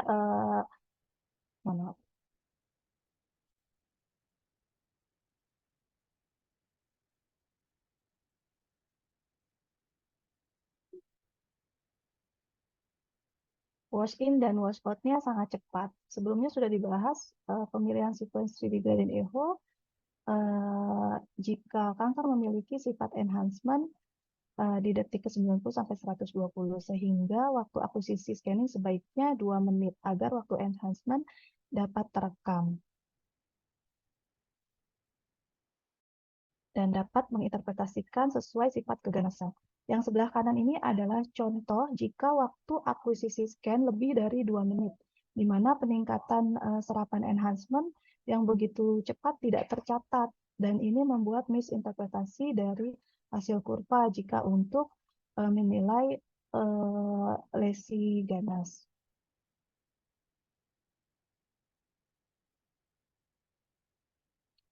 Tata laksana MRI Based Dynamic Contrast Enhance yang dilakukan di instalasi pelayanan radiologi kedokteran nuklir RSUPN Dr. Cipto Mangunkusumo. Untuk persiapan pasien atau pemeriksaan, sama dengan yang sebelumnya Mbak Mega jelaskan, cek urin creatinine atau nilai GFR, kemudian mengisi form prenatal checklist, form identifikasi faktor risiko, inform consent, dan pre-scan edukasi. Tujuannya untuk agar pasien bisa tenang selama pemeriksaan. Untuk tujuan, kita menjelaskan tujuan pemeriksaan, lama waktu pemeriksaan, dan bagaimana prosedur pemeriksaan dan hal-hal yang boleh dan tidak boleh dilakukan. Persiapan alat dan bahan pesawat MRI tentunya, kemudian ada brace coil. Ini adalah brace coil yang kami miliki. Putaran biru ini sebenarnya hanya alat fiksasi. Kan kalau posisi payudara menggantung, dia bisa goyang atau begitu meja bergerak pada saat sequence tertentu atau efek pergerakan dari gradient coil bisa menyebabkan pergerakan yang smooth pada payudara. Ini bisa didekatkan ke arah payudara sisi kanan dan sisi kiri, tapi tidak untuk kompresi. Kemudian dipasang ada headphone dan earplug, imobilisasi tools, ada spons, sandbag, selimut, kemudian kontras media injektor dan monitor injektor, dan gadolinium based contrast agent. Prosedur pemeriksaan, input dan cek kembali data pasien sesuai dengan data pada form permintaan MRI. Kemudian pasien diposisikan prone. Modalitas yang kami miliki ialah head first prone. Kemudian pastikan kedua payudara masuk ke dalam cup coil tergantung bebas dari area yang terlipat.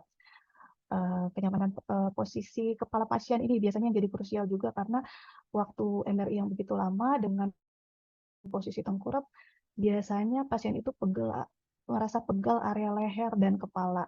Bisa dibantu support bantal ataupun sandbag. Letakkan kedua tangan di samping tubuh, imobilisasi dengan strap daerah kedua elbow. Pasang koneksi akses IV, connect dengan searing pada injektor. Kemudian pasang headphone atau earplug. Setelah semua siap, atur laser setinggi antara torakal 6-7 atau sejajar pada penanda X pada coil brace. Tekan tombol center position untuk memasukkan pasien ke dalam Burgentry dan lakukan scanning protokol MRI brace.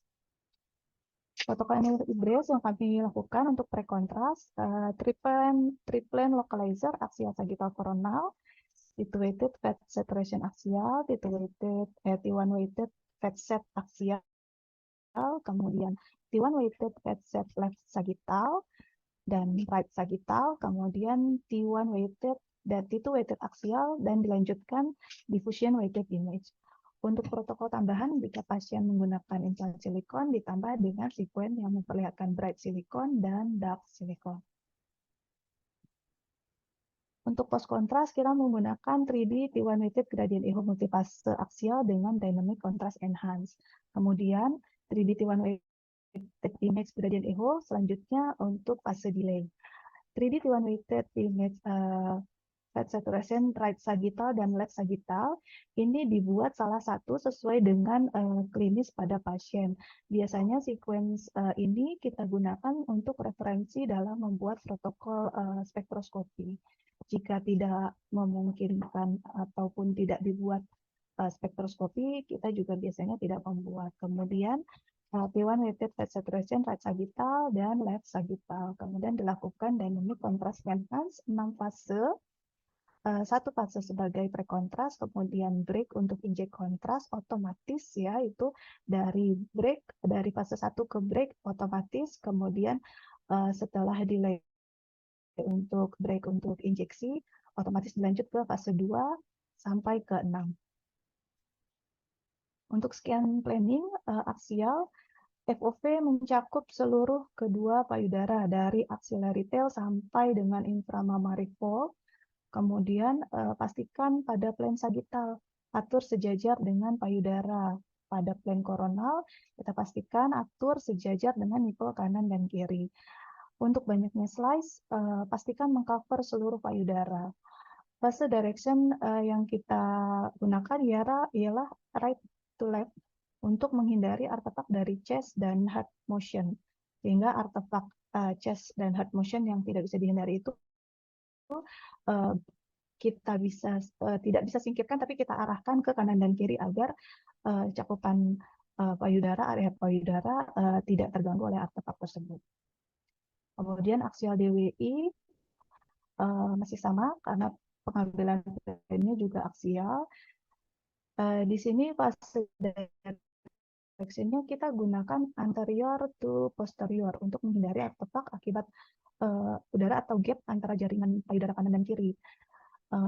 Biasanya kalau kita pakai kanan kiri nanti sisi payudaranya tuh ke arah kanan kiri kayak keriting gitu hasil gambarannya. Dan terus bagaimana dengan mencegah artefak dari chest dan dadanya? Nah, ini kita gunakan 2 set band, saturation band untuk mengurangi wraparound atau motion artefak dari dada dan jantung. Untuk sagittal, FOV mencakup satu area payudara kiri atau kanan pada plane aksial diatur sejajar payudara. Untuk banyaknya slice, pastikan mengcover seluruh payudara kiri dan kanan atau kanan. Kemudian fase direction-nya kita menggunakan head to feet untuk menghindari motion artefak dari dada dan jantung. Ini beberapa artefak yang sering muncul, tapi untuk yang umumnya seperti motion susceptibility saya tidak menampilkan. Ini coil related signal flare. Untuk artefak sendiri, faktor pasien dan teknis dapat menyebabkan artefak yang tidak diinginkan pada pencitraan MRI breast. Coil related signal flare ini merupakan munculnya peningkatan sinyal pada payudara superior dan inferior, ditunjukkan pada panah. Ini terjadi karena coil menyentuh payudara. Sering terjadi pada payudara besar, biasanya pada tepi superior dan inferior dekat dengan dinding dada.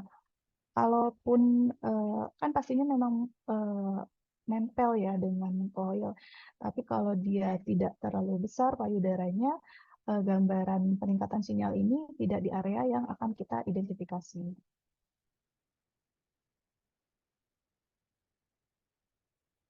Kemudian selanjutnya ghosting yang disebabkan karena pergerakan, gambarnya tidak serunya motion artefak ya, tapi ini juga karena pergerakan, menyebabkan struktur intensitas sinyal tinggi berulang. Ini adalah gambaran dari nipple sebelah kiri yang enhance, terekam berulang di area sebelah kanan.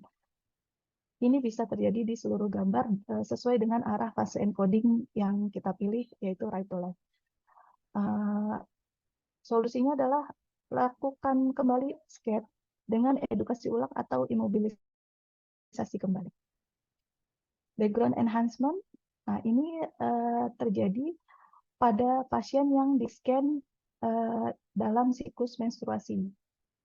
Ada efek dari hormonal pada jaringan fibroglandular mengakibatkan enhancement pada parenkim. Hal ini yang bisa membuat misinterpretasi. Sebaiknya scan dilakukan pada hari ke-7 sampai 15 dari siklus menstruasi untuk meminimalkan background enhancement. Poor fat saturation ini juga sering kali terjadi di mana saturasi lemak gagal menekan sinyal lemak pada kedua payudara. Ini terjadi karena ketidakhomogenan medan magnet atau salah mengidentifikasi peak sinyal water, sehingga penekanan sinyal lemak terjadi pada frekuensi yang salah. Diatasinya dengan penyesuaian spektrum sinyal secara manual yang tadi sebelumnya kita lihatkan pada box spektrum sinyal, ataupun adjusting, shimming secara manual, kemudian dilakukan scan ulang pada sequence yang mengalami fat set tersebut. Kesimpulan dari yang telah saya paparkan, modalitas imaging MRI breast dengan protokol dynamic contrast enhance menjadi pilihan dalam mengevaluasi kelainan pada payudara, khususnya karakterisasi lesi dan mendeteksi kanker payudara. Elemen yang harus dimiliki untuk melakukan MRI breast tentunya breast coil yang menghasilkan image dengan high SNR dan mencakup kedua payudara sekaligus. Kemudian adanya sequence 3D T1 weighted multifase grade A set dengan high spatial resolution dan thin slice kurang dari 3 mm. Kemudian memiliki software post-processing yang dapat memproses post-contrast image menjadi copa-kinetic subtraction image untuk menampilkan gambaran MIP dan 3D vascular. Kemudian kepercayaan diri dan sikap profesionalisme dari breast imaging technologies menentukan keberhasilan pemeriksaan berjalan dengan baik. Sekian dan terima kasih. Mohon maaf atas segala kekurangan. Mbak Deska. Iya, Mbak Eli. Insya Allah cukup, Mbak Deska. Baik, terima kasih Mbak Eli. Saya kembalikan ke Mbak Deska. Terima kasih. Baik, terima kasih Mbak Eli Amalia atas presentasinya yang sangat informatif juga inspiratif ya. Apa yang Mbak Eli sampaikan sangat berharga untuk kami, terutama untuk saya. Baik, Bapak, Ibu, dan rekan-rekan sekalian, kita lanjut dengan sesi tanya jawab. Sudah ada 6 pertanyaan yang ada di Zoom. Bapak, Ibu, dan rekan-rekan sekalian juga bisa bertanya langsung kepada narasumber dengan menggunakan fitur raise hand. Jadi nanti bisa saling interaksi sama narasumber kita pada pagi hari ini. Baik, Bapak, Ibu, dan rekan-rekan sekalian, kita mulai dengan pertanyaan pertama ya. Mbak Mega sudah bergabung bersama kami kembali, maaf. Sudah, Kak Deska. Oke, baik. Kita mulai dari pertanyaan pertama ya.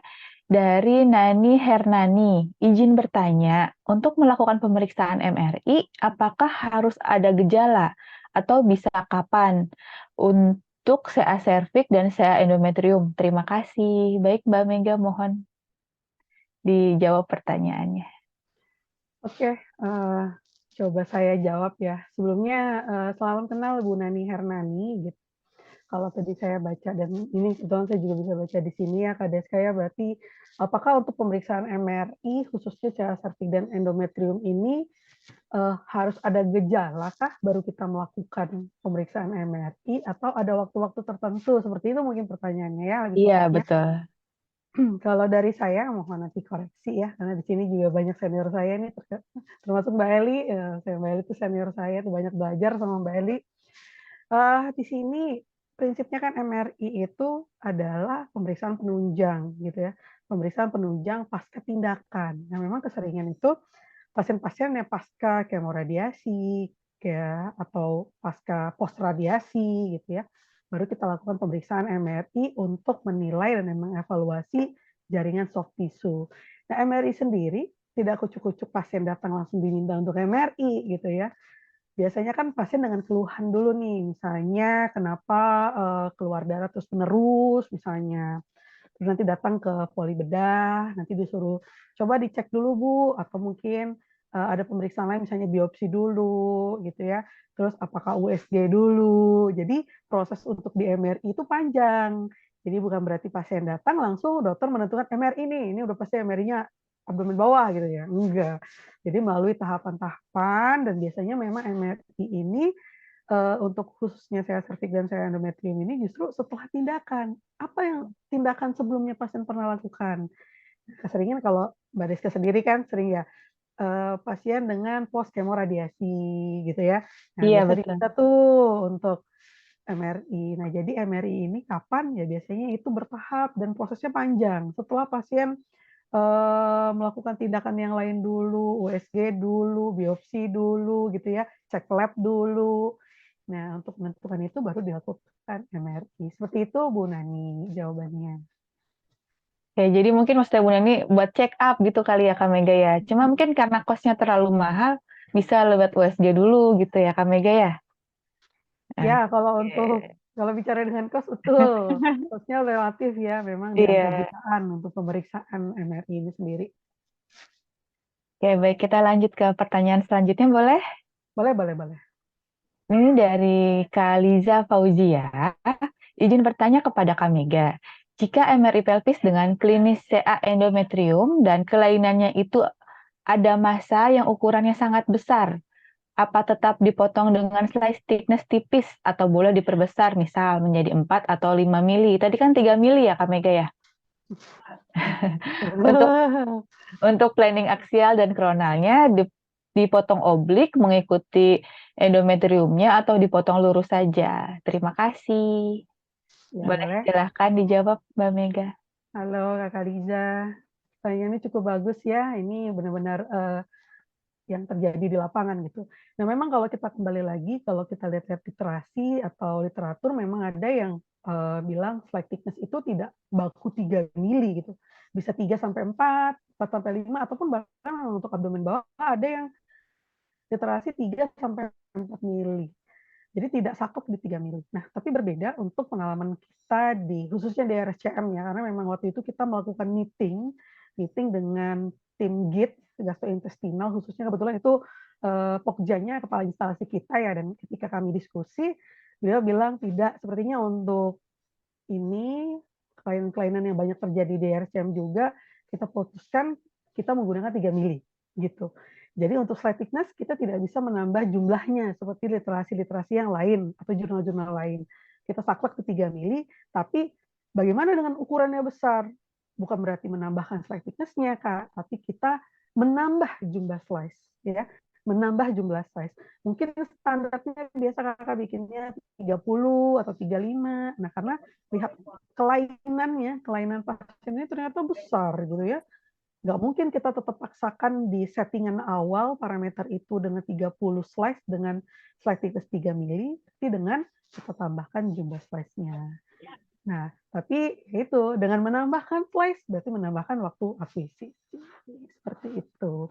Nah, kalau untuk yang pertanyaan lagi, nah ini mungkin kalau saya sedikit telaah nih Kakak Deska, mungkin maksudnya Kaliza, kalau klinis dengan Ya, CA endometrium, ternyata diperlukan ada gel juga gitu ya. Kan kita sering juga mendapati di lapangan udah klinisnya CA endometrium tapi dimintakan dengan gel intravagina.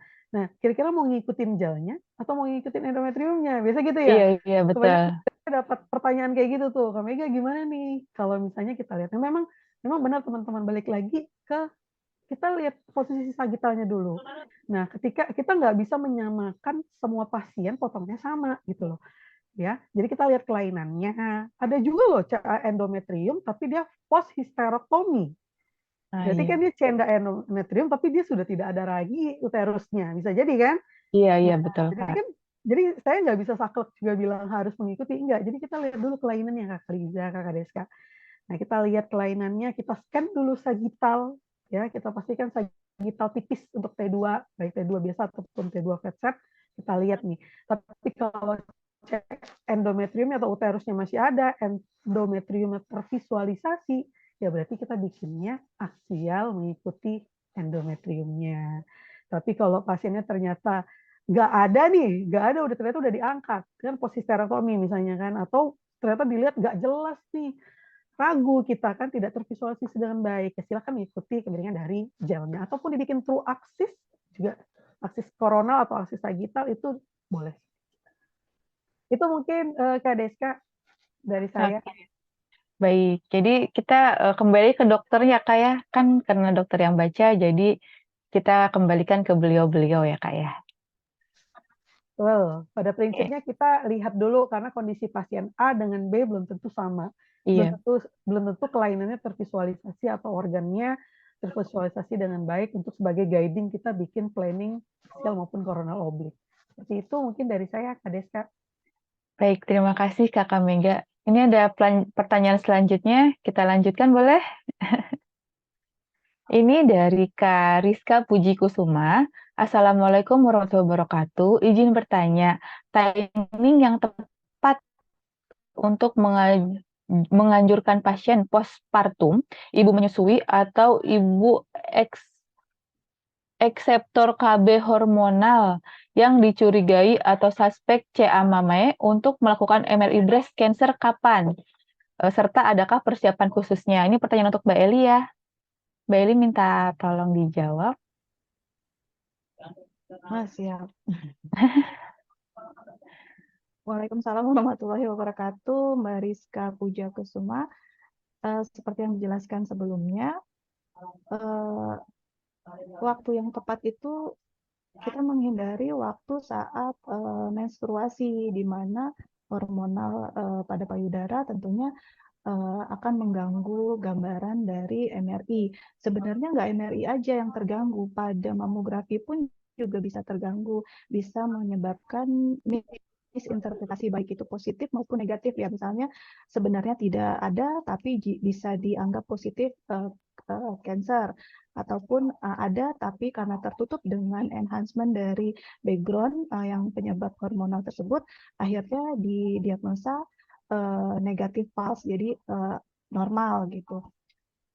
Untuk pasien postpartum kayaknya sama ya, pasti kelenjar payudara itu lagi membesar-membesarnya. Kemudian ibu menyusui apalagi sudah dirangsang ya sama anaknya, pasti lebih besar lagi. Uh, ini untuk ibu akseptor KB hormonal. Kalau ini kurang tahu, tapi dari kalimatnya ada hormonal, pastinya juga bisa merangsang ya. Uh, untuk hasil MRI breast cancer kapan bisa dilakukan? Kalau di American College Radiology itu menyatakan bahwa resiko bayi terkena zat kontras itu sebenarnya rendah. Tetapi kalau kita memang pengen, kita sudah didiagnosa CA mame dan nggak ada waktu lagi, harus dilakukan MRI breast, kemudian dokter klinisi dan dokter spesialis radiologi biasanya udah komunikasi juga ya, akhirnya ataupun konsultasi, akhirnya memaklumi jika ada enhancement dari background.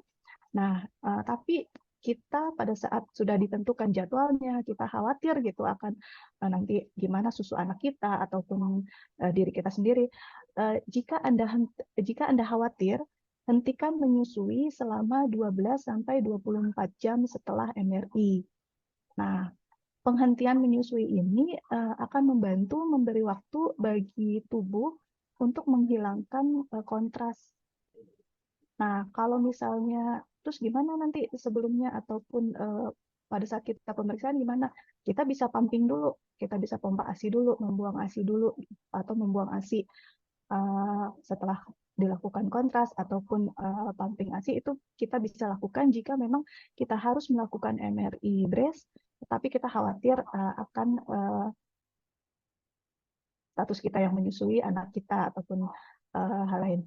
Kemudian untuk yang postpartum dengan pertimbangan-pertimbangan lain juga ya tentunya, tapi ya kesepakatan dengan lagi-lagi ya kesepakatan dengan pasien, klinisi, dan biasanya nanti konsultasi juga, keputusan juga biasanya ada pertimbangan hal lain dari radiolog.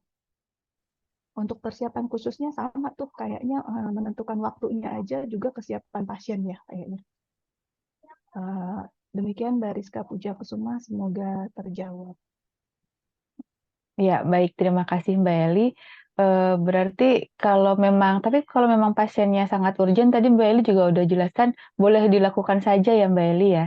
Iya, bahkan ada satu laporan sih ya, dia hamil pun dia akhirnya kembali lagi keputusan diri sendiri ya, karena dia merasa kesempatan hidupnya atau lifetime-nya dia akhirnya memilih untuk aborsi gitu kan. Jadi ya kembali lagi ke kita. Tapi untuk tipsnya kalau emang menyusui ya itu selama 12 sampai 24 jam buang aja susunya dulu untuk ngasih waktu ASI kita fresh lagi dan kontrasnya hilang. Iya, jadi ASI yang diberikan sama bayinya udah terbebas dari zat kontras ya Mbak Eli ya? Iya, mudah-mudahan. Baik, terima kasih Mbak Eli. Boleh saya lanjutkan ke pertanyaan selanjutnya? Boleh. Ini dari Kak Adi Mahendrayana. Selamat siang, perkenalkan nama saya Adi. Izin bertanya, Bu. Yang pertama, bagaimana tingkat akurasi MRI breast dalam menentukan kanker pada breast wanita dengan resiko genetika tinggi? Dan yang kedua, apakah MRI payudara merupakan pilihan yang lebih baik untuk mendeteksi dini kanker breast pada wanita muda dengan jaringan breast yang padat? Dan yang ketiga, apakah ada perbedaan MRI breast dengan mamografi dalam mendeteksi dini? Jika ada, mana yang lebih baik? Baik. Langsung ya, Mbak.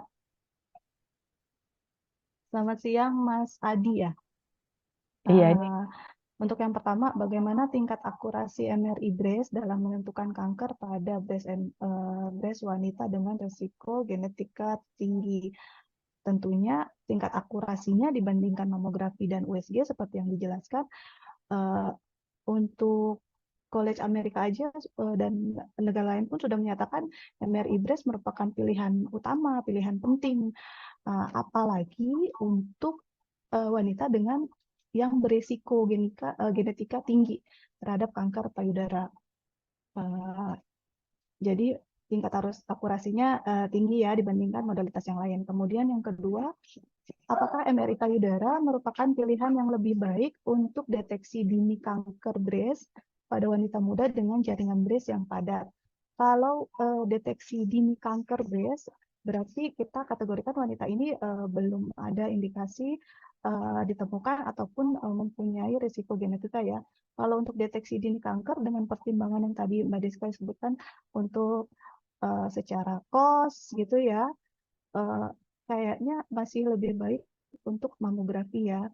Kalaupun wanita muda dengan batasan range untuk pemeriksaan mamografi di atas 35 atau 40 tahun ya. ya 40 tahun. 40 tahun itu bisa dilakukan dengan ultrasound.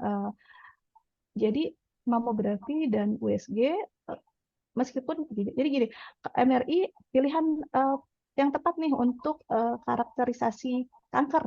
Jadi karakterisasi lesi bedakan dengan deteksi dini. Jadi deteksi dini masih bisa digunakan dengan mamografi, ultrasound. Jadi bukan berarti ada MRI breast, mamografi dan ultrasound jadi terbelakang gitu. Enggak. Justru ini membantu untuk yang ada di luar dari range untuk kategori mamografi. Kemudian bisa untuk solusi jika pilihan cost. Mungkin kalau cost di Indonesia kita nih masih bisa, kan kita punya BPJS kan, kita ini gitu kan ya. Tapi balik lagi kan proses itu juga ada tahapan-tahapan yang harus dilalui gitu ya. Mungkin ada pertimbangan sehingga pemeriksaan mamografi ataupun ultrasound itu tetap sih Mbak tetap Mas Adi salah Mbak Desa jadi tetap prioritas untuk deteksi dini kanker breast ya. Khususnya kalau wanita muda sih lebih baik ultrasound. Kemudian, apakah ada perbedaan MRI breast dengan mamografi dalam mendeteksi dini? Kalau bisa melakukan mamografi, keduanya bisa, keduanya bagus. Tapi ada untuk yang mamografi itu lebih bagus dalam mendeteksi kalsifikasi. Biasanya pada wanita yang sudah berusia 40 sampai 50 tahun ya. Eh, tapi kalau untuk kanker ataupun lesi-lesi jenak lain, breast dan mamografi sama baiknya. Kemudian MRI breast lebih diprioritaskan mengkarakterisasi. Dia punya kelebihan itu dengan penggunaan teknik multiparametrik dari sequence-sequence tadi tuh Mbak. Jadi ada 6 apa 7 sequence yang dilakukan. Nah, itu dengan keunggulan-keunggulan sequence tersebut, hasil-hasil patologisnya bisa saling dihubungkan sehingga menguatkan interpretasi bahwa ya ini lesi jinak, ya ini lesi ganas. Begitu. Mudah-mudahan terjawab Mas Adi Mahendrayana. Baik, terima kasih Mbak Eli. Jadi kalau untuk deteksi dini, mungkin MRI bukan pilihan pertama ya Mbak Eli ya? Iya, apalagi posisinya kan prone, Iya, pemeriksaannya lama. nggak nyaman ya ke Ya benar. pasien. Oke, mungkin kalau untuk deteksi dini dan apalagi masih muda bisa lewat USG ya. Iya benar. Oke, Kak Adi mudah-mudahan terjawab. Baik, saya izin lanjutkan ke pertanyaan selanjutnya dari Kak Angga Santoso. Mohon izin bertanya, apa yang perlu diperhatikan untuk mendapatkan hasil yang optimal pada pasien CA payudara, pasien laki-laki? Nah, Mbak Eli mungkin punya pengalaman untuk ini memeriksa pasien MRI payudara, tapi pasiennya laki-laki nih, Mbak. Kalau MRI payudara laki-laki belum pernah, tapi Belum pernah. mamografi pernah. Oh, kalau Kak Mamografi Mega? pernah. Oh, aku pernah kebetulan waktu itu sama Bu Heru dulu ya. Waktu itu pasien Mary ya. Kayaknya pasien yang sama mungkin Mbak Eli, cuma waktu Mbak Eli mungkin mamografi Pak Jainuddin bukan sih, saya ingat-ingat lupa ingat pasiennya. Ya, mungkin ya. Oh, nah sebenarnya prinsipnya sih sama ya, posisi pasiennya sama, koil yang dipakai sama gitu, parameter yang dipakai juga sama gitu ya. Ya memang, tapi memang kemarin pun kondisi bapaknya yang saya ingat ya, pasiennya itu enggak, ya payudaranya tidak besar seperti atau umumnya wanita gitu ya, tapi yang pasti dia masuk di dalam koil, tervisualisasi gitu ya. Jadi kalau dibilang optimalnya bagaimana ya pasti hampir sama dengan posisi pasien perempuan seperti umumnya, seperti itu sih Mbak Deska. Perlakuannya pun sama. Berarti nggak ada beda ya, Kak Mega ya? Sama aja. Nggak ada, sama Mm-mm. persis. Posisi pasiennya, alat yang digunakan, sekuennya, semuanya, dinamiknya, kita bikinnya sama dengan yang perempuan atau yang umumnya. Baik. Paling untuk timing ya, bisa dilakukan kapan aja. Oh iya Oh iya, betul, karena kan kan nggak ada jamnya. hormon ya, Mbak? Baik, terima kasih Mbak Eli dan Mbak Mega. Saya izin lanjutkan ke pertanyaan selanjutnya. Ini ada dari Kaliza Fauzia lagi nih. Kali ini pertanyaannya untuk Mbak Eli. Berdasarkan pengalaman Mbak Eli selama ini, pernah tidak mengalami kesulitan dalam mengerjakan pasien MRI breast pasien yang menggunakan silikon? Dan bagaimana tips dan trik radiografer yang harusnya jika menghadapi hal tersebut? Dalam MRI breast, adakah nilai standar baku dalam menentukan center frequency adjustment berapa Hz dan apa pengaruhnya terhadap hasil gambaran pada MRI breast? Baik, Mbak Eli, silahkan dijawab.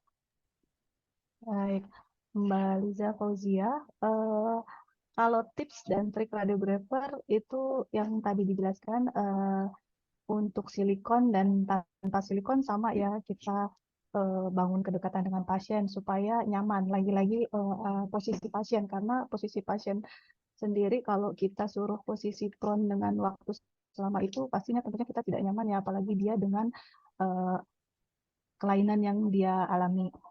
Kemudian untuk MRI breast, adakah nilai standar baku dalam menentukan center frequency adjustment? Kalau untuk MRI 1,5 Tesla, untuk center frequency adjustment tergantung Mbak Liza tuh mau bikin sequence bright silicon atau dark silicon. Kalau bright silicon, kita jangan atur center frekuensi di silikon. Kita aturnya kalau untuk preset kita udah pakai inversion recovery untuk sequence-nya. Kemudian kita adjustment-nya di peak water. Kalau center frekuensi adjustment yang manual itu biasanya ada 3 peak. Sebelah paling kiri itu silikon, tengah itu fat, kemudian yang agak jauh ke sebelah kanan itu water. Kita tinggal atur tick mark-nya itu di yang kita ingin tekan sinyalnya. Kalau mau bright silicon, berarti sinyal silikon diabaikan atau dibiarkan tervisualisasi ya. Kita tekan yang water sinyal. Peak-nya biasanya, peak-nya kalau water 0. Kemudian untuk di frekuensi resonansi yang 0. Untuk FET 1,5 Tesla itu 220 Hz. Kalau 3 Tesla di 440. Kemudian yang paling sebelah kiri silikon itu 1,5 Tesla di 300 Hz. Nah, terus kapan adjustment di peak sinyal silikon 300 Hz itu pada saat kita mau mengambil gambaran dark silikon. Kalau kesulitan mengerjakan yang menggunakan silikon tadi tuh adjustment ini. Kadang karena pasiennya jarang, nanti kita lupa, kita refresh lagi, kita penyesuaian lagi, gitu aja sih. Tapi kalau udah inget atau kalau biasanya nih kita ya radiografer RSCM biasanya pada pegang catatan ya. Jadi kalaupun pasiennya udah setahun atau 2 tahun tiba-tiba ada lagi, kita masih punya catatan, bisa refresh lagi. Kalau untuk center frekuensi seperti yang tadi saya jelaskan. Semoga terjawab Mbak Liza. Baik, terima kasih Mbak Eli. Ya, baik. Boleh izin pertanyaan selanjutnya dari Trasti Kartika. Izin bertanya, Kak, kalau untuk uterus yang retrofleksi, bagaimana cara memposisikan irisannya? Terima kasih. Ini buat saya ya, Mbak Dese. Iya, silakan Kak Mega dijawab. Halo Mbak Trustika, Tika, ya. Jadi memang kalau retrofleksi itu kan ke arah belakang ya, lebih kita tahunya gitu ya. Jadi kalau kita lihat sedikit mengilustrasikan berarti dari vagina, terus cervixnya, terus tapi uterusnya tuh benar-benar ke belakang ke arah dekat rektum gitu ya. Nah prinsipnya sih di sini tidak masalah gitu ya, mau posisinya retrofleksi, androfleksi, ataupun nggak terlalu retro atau mungkin sedikit lebih, karena memang kan posisi-posisi uterus atau setiap orang kan beda-beda ya. Nah, itu tidak masalah sebenarnya, Mbak. Yang penting kita tahu prinsipnya saja. Ketika kita mau ngambil posisi coronal oblik, itu mengikuti, berarti apa? Mengikuti sejajar dengan endometrium, gitu kan. Kalau aksial berarti tegak lurus dengan endometrium. Itu aja, yang penting tahu prinsipnya. Jadi apakah dia gambarnya ke depan, ke belakang, atau tegak lurus, ya itu tidak masalah. Yang penting kita tahu prinsipnya ketika ngambil koronal itu sejajar dengan endometriumnya. Kalau misalnya aksial kebalikannya berarti tegak lurus terhadap bidang endometriumnya. Seperti itu sih Kak Deska. Memang betul yang tadi saya bilang ya, setiap pasien beda. Pasien yang pertama, kedua bisa jadi beda, klinis sama bisa jadi anatominya beda. Iya, Nah, betul ya. seperti itu. Mungkin dari saya itu aja, Kak Deska. Baik, terima kasih Kak Mega. Ini ada pertanyaan lagi untuk Mbak Eli. Izin bertanya Mbak Eli, dari Kak Ayu Gandhi, mau nanya untuk DCE MRI breast berapa flow rate dan timing yang digunakan, dan untuk waktu yang digunakan tiap fase di adjust berapa ya Mbak Eli?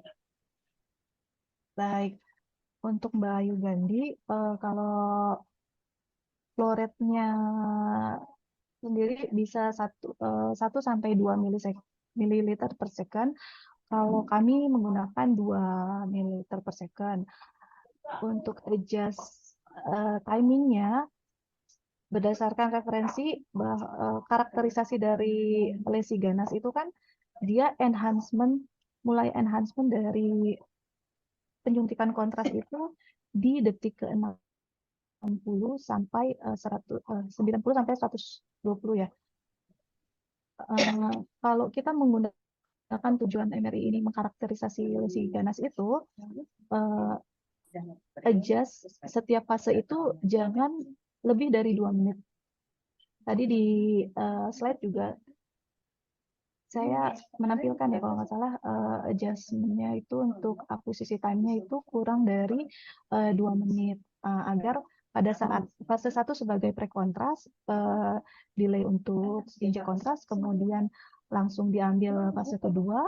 Kalau kita akuisisi time-nya kurang dari 2 menit, harapannya enhancement jika memang benar lesi itu ganas dapat tervisualisasi sehingga nanti pada saat dokter membuat kurva kinetik diperoleh kurva dengan tipe 3 jika memang dia tipe 3 atau tipe 2 jika memang dia sesuai diagnosa yaitu lesi jinak. Tiap-tiap fase ya baiknya sama ya kurang dari 2 menit. Kalau total-total dengan delay untuk injek kontras kita ada sekitar 7 menit untuk 6 fase. Untuk kontras dosisnya 0,1 milimol per kilogram berat badan atau 0,2 ml per kilogram berat badan. Untuk salinnya kita bisa gunakan 20 ml NaCl. Demikian Mbak Ayu Gandhi. Iya, baik, Mungkin terima kasih. boleh tambahan Mbak Deska? Boleh, silakan Kak Mega. Iya, ini pengalaman juga ya Mbak Eli ya. Ini mungkin saya sempat ya sama Mbak Eli juga sih, kita pernah bikin di 3 Tesla ya di sebelah gitu ya. Teman-teman yang di sebelah itu, nah itu benar kata Mbak Eli tadi di slide-nya Mbak Eli kan ada untuk memastikan satu fase itu tidak lebih dari 2 menit ya Mbak ya. Biar kurva kinetik 3-nya itu sesuai gitu. Karena memang pengalaman di sebelah itu ternyata mereka itu bikin satu fase bisa lebih dari 2 menit sampai 3 menit. Wajar jadinya DPJP tuh kayak, ini benar nggak sih hasilnya gitu ya? Kok kurvanya seperti ini gitu. Nah setelah kita cek-cek waktu saat pelatihan kemarin ternyata memang timingnya itu ternyata nggak pas gitu, berlebihan lah dari retorasi ataupun referensi. Jadi memang teman-teman harus memastikan tuh ketika injek kontras, ngatur parameternya harus disesuaikan. Seperti itu ya Mbak Eli ya. Jadi hasilnya pun akurat dan ya itu menentukan. Apalagi kan kurva kinetik itu ada 3. Nanti takutnya tidak sesuai dan nanti diagnosanya malah jadi salah. Seperti itu sih bahayanya Mbak Eli. Baik, terima kasih nih Mbak Mega dan Mbak Eli atas jawabannya. Ini ada satu pertanyaan lagi di kolom chat. Mungkin Bapak, Ibu, dan rekan-rekan sekalian yang mau bertanya langsung, boleh silahkan klik raise hand di layar Bapak, Ibu, dan rekan-rekan sekalian biar bisa berinteraksi secara langsung kepada para narasumber kita. Izin melanjutkan pertanyaan yang ada di kolom chat, datang dari K. Muhajur Anding. Selamat pagi, mohon izin bertanya. Untuk bisa mengoperasikan MRI secara legal, itu harus kuliah lagi atau dengan pelatihan saja? Saya D3 Radiologi, rencana DRS saya ada MRI. Terima kasih, semoga sehat selalu. Baik, siapa yang mau jawab nih? Mbak Deska Mbak Mega nanti legalnya ya. Saya ikut mau komen aja nih. Baik, silakan Mbak Eli. Kalau menurut saya sih kebijakan rumah sakitnya aja. Kalau memang tidak ada tenaga D4, pastinya kan ya tenaga yang ada yang harus melakukan. Itu bisa dengan pelatihan. Kalaupun install alat baru kan pastinya ada nanti dibantu aplikan atau rumah sakit juga pasti akan mengarahkan ke workshop, pelatihan, diadakan di tempat sendiri ataupun ya seperti ini nanti ya ke tempat kita bisa. Kemudian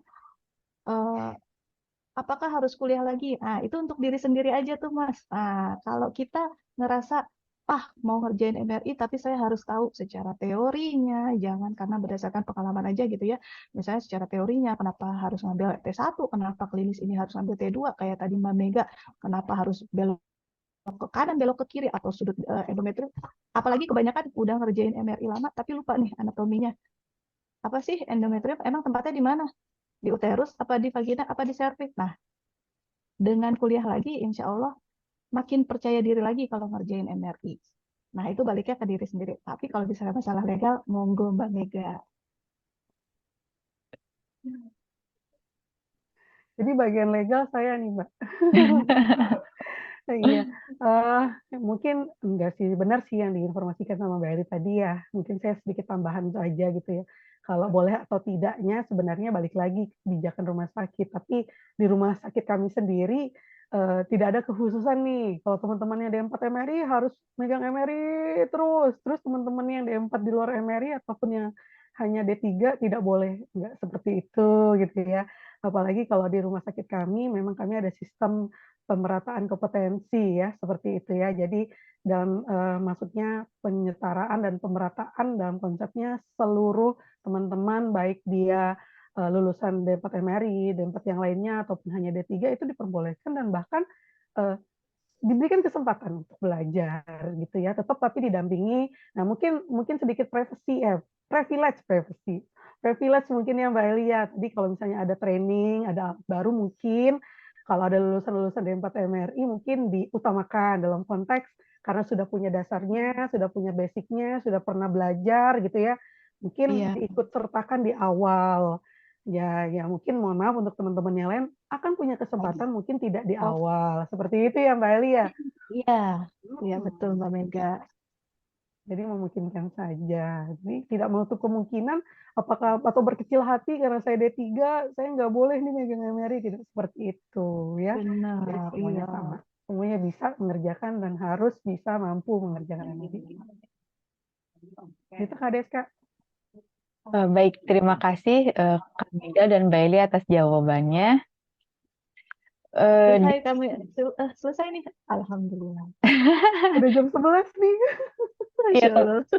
kebetulan di kolom Q&A sudah habis pertanyaannya.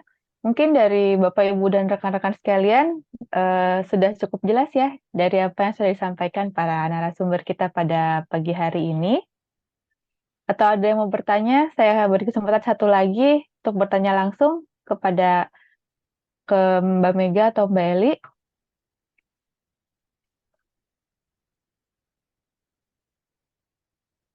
Cukup ya. Baik, cukup kalau Mungkin tidak ada. Demikian, kami telah menyelesaikan sesi presentasi pada pagi hari ini. Terima kasih kepada semua narasumber dan peserta yang sudah bergabung dalam acara webinar yang sangat berharga pada pagi hari ini. Kita berharap Anda semua telah mendapatkan wawasan dan materi juga ilmu dari para narasumber kita pada pagi hari ini. Baik, saya simpulkan sedikit mengenai presentasi pada pagi hari ini.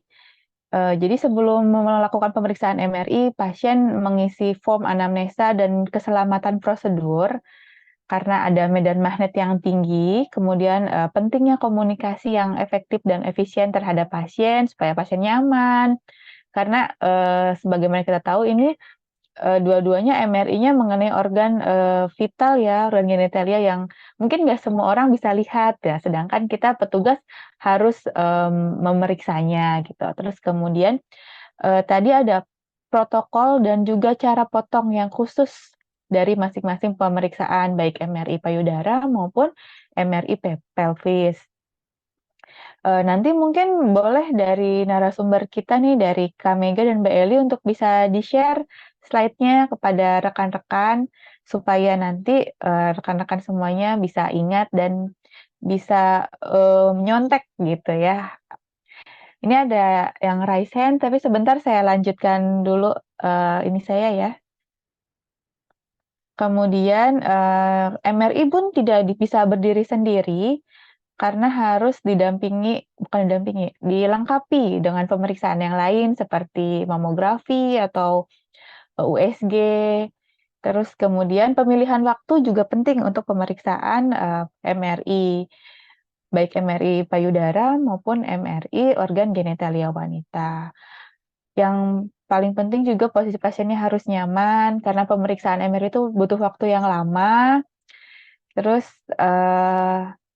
tadi juga saya suka sama kata-kata Mbak Eli, kita sebagai petugas harus pede gitu ya, supaya apa yang kita lakuin tuh satset satset gitu ya Mbak ya.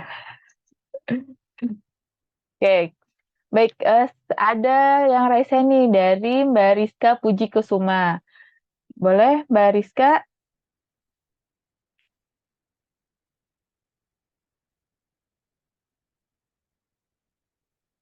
Sebentar. Mana?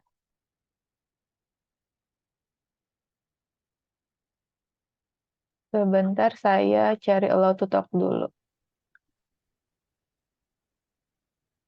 Halo, Mbak Rizka, sudah bisa bergabung?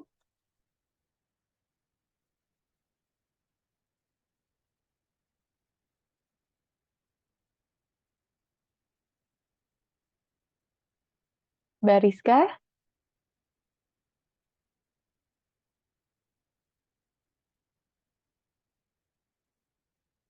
Sepertinya nggak ini ya.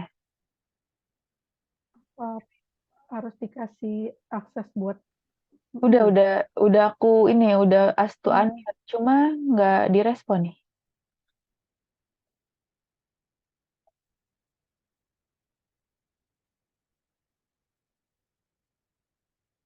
Halo Mbak Rizka, bisa langsung unmute aja di layarnya Mbak Rizka nanti. Oke, baik kalau gitu sebelum kita akhiri sesi eh, presentasi pada hari ini, kita foto bersama dulu ya bersama para narasumber kita. Oke, baik Baik, Dokter Uswah. baik, izin saya ambil fotonya. Ya, dalam hitungan ketiga, 1, 2, 3. Satu kali lagi, 1, 2, 3. Terima kasih. Baik, terima kasih Dokter Uswah. Mohon maaf Bapak, Ibu, dan rekan-rekan sekalian, karena keterbatasan waktu, kita harus tutup acara webinar pada pagi hari ini. Saya sebagai moderator pada hari ini memohon maaf yang sebesar-besarnya atas semua kesalahan dan kekhilafan saya dalam berlangsungnya acara pada pagi hari ini. Saya sebelum menutup acara ingin menyampaikan apresiasi yang tulus terhadap kepada kedua narasumber pada hari ini atas presentasi yang sangat informatif dan berharga. Terima kasih telah berbagi pengetahuan Anda bersama kami. Tak lupa, terima kasih juga kepada seluruh peserta yang telah aktif berpartisipasi dalam sesi tanya jawab. Pertanyaan-pertanyaan Anda sangat berharga dan memberikan kontribusi besar terhadap pembahasan kita pada pagi hari ini. Sebelum kita akhiri, mari kita ingatkan diri kita sendiri atas pentingnya kesadaran akan kesehatan payudara dan organ reproduksi secara keseluruhan. Mari kita terus mendukung upaya deteksi dini dan penanganan yang tepat untuk memerangi kanker dan penyakit-penyakit lainnya. Dengan demikian, saya pamit, saya mohon maaf. Semoga wawasan yang Anda peroleh pada hari ini dapat bermanfaat. Terima kasih atas partisipasi Anda. Sampai jumpa pada lain kesempatan. Tetap sehat dan tetap semangat. Wassalamualaikum warahmatullahi wabarakatuh.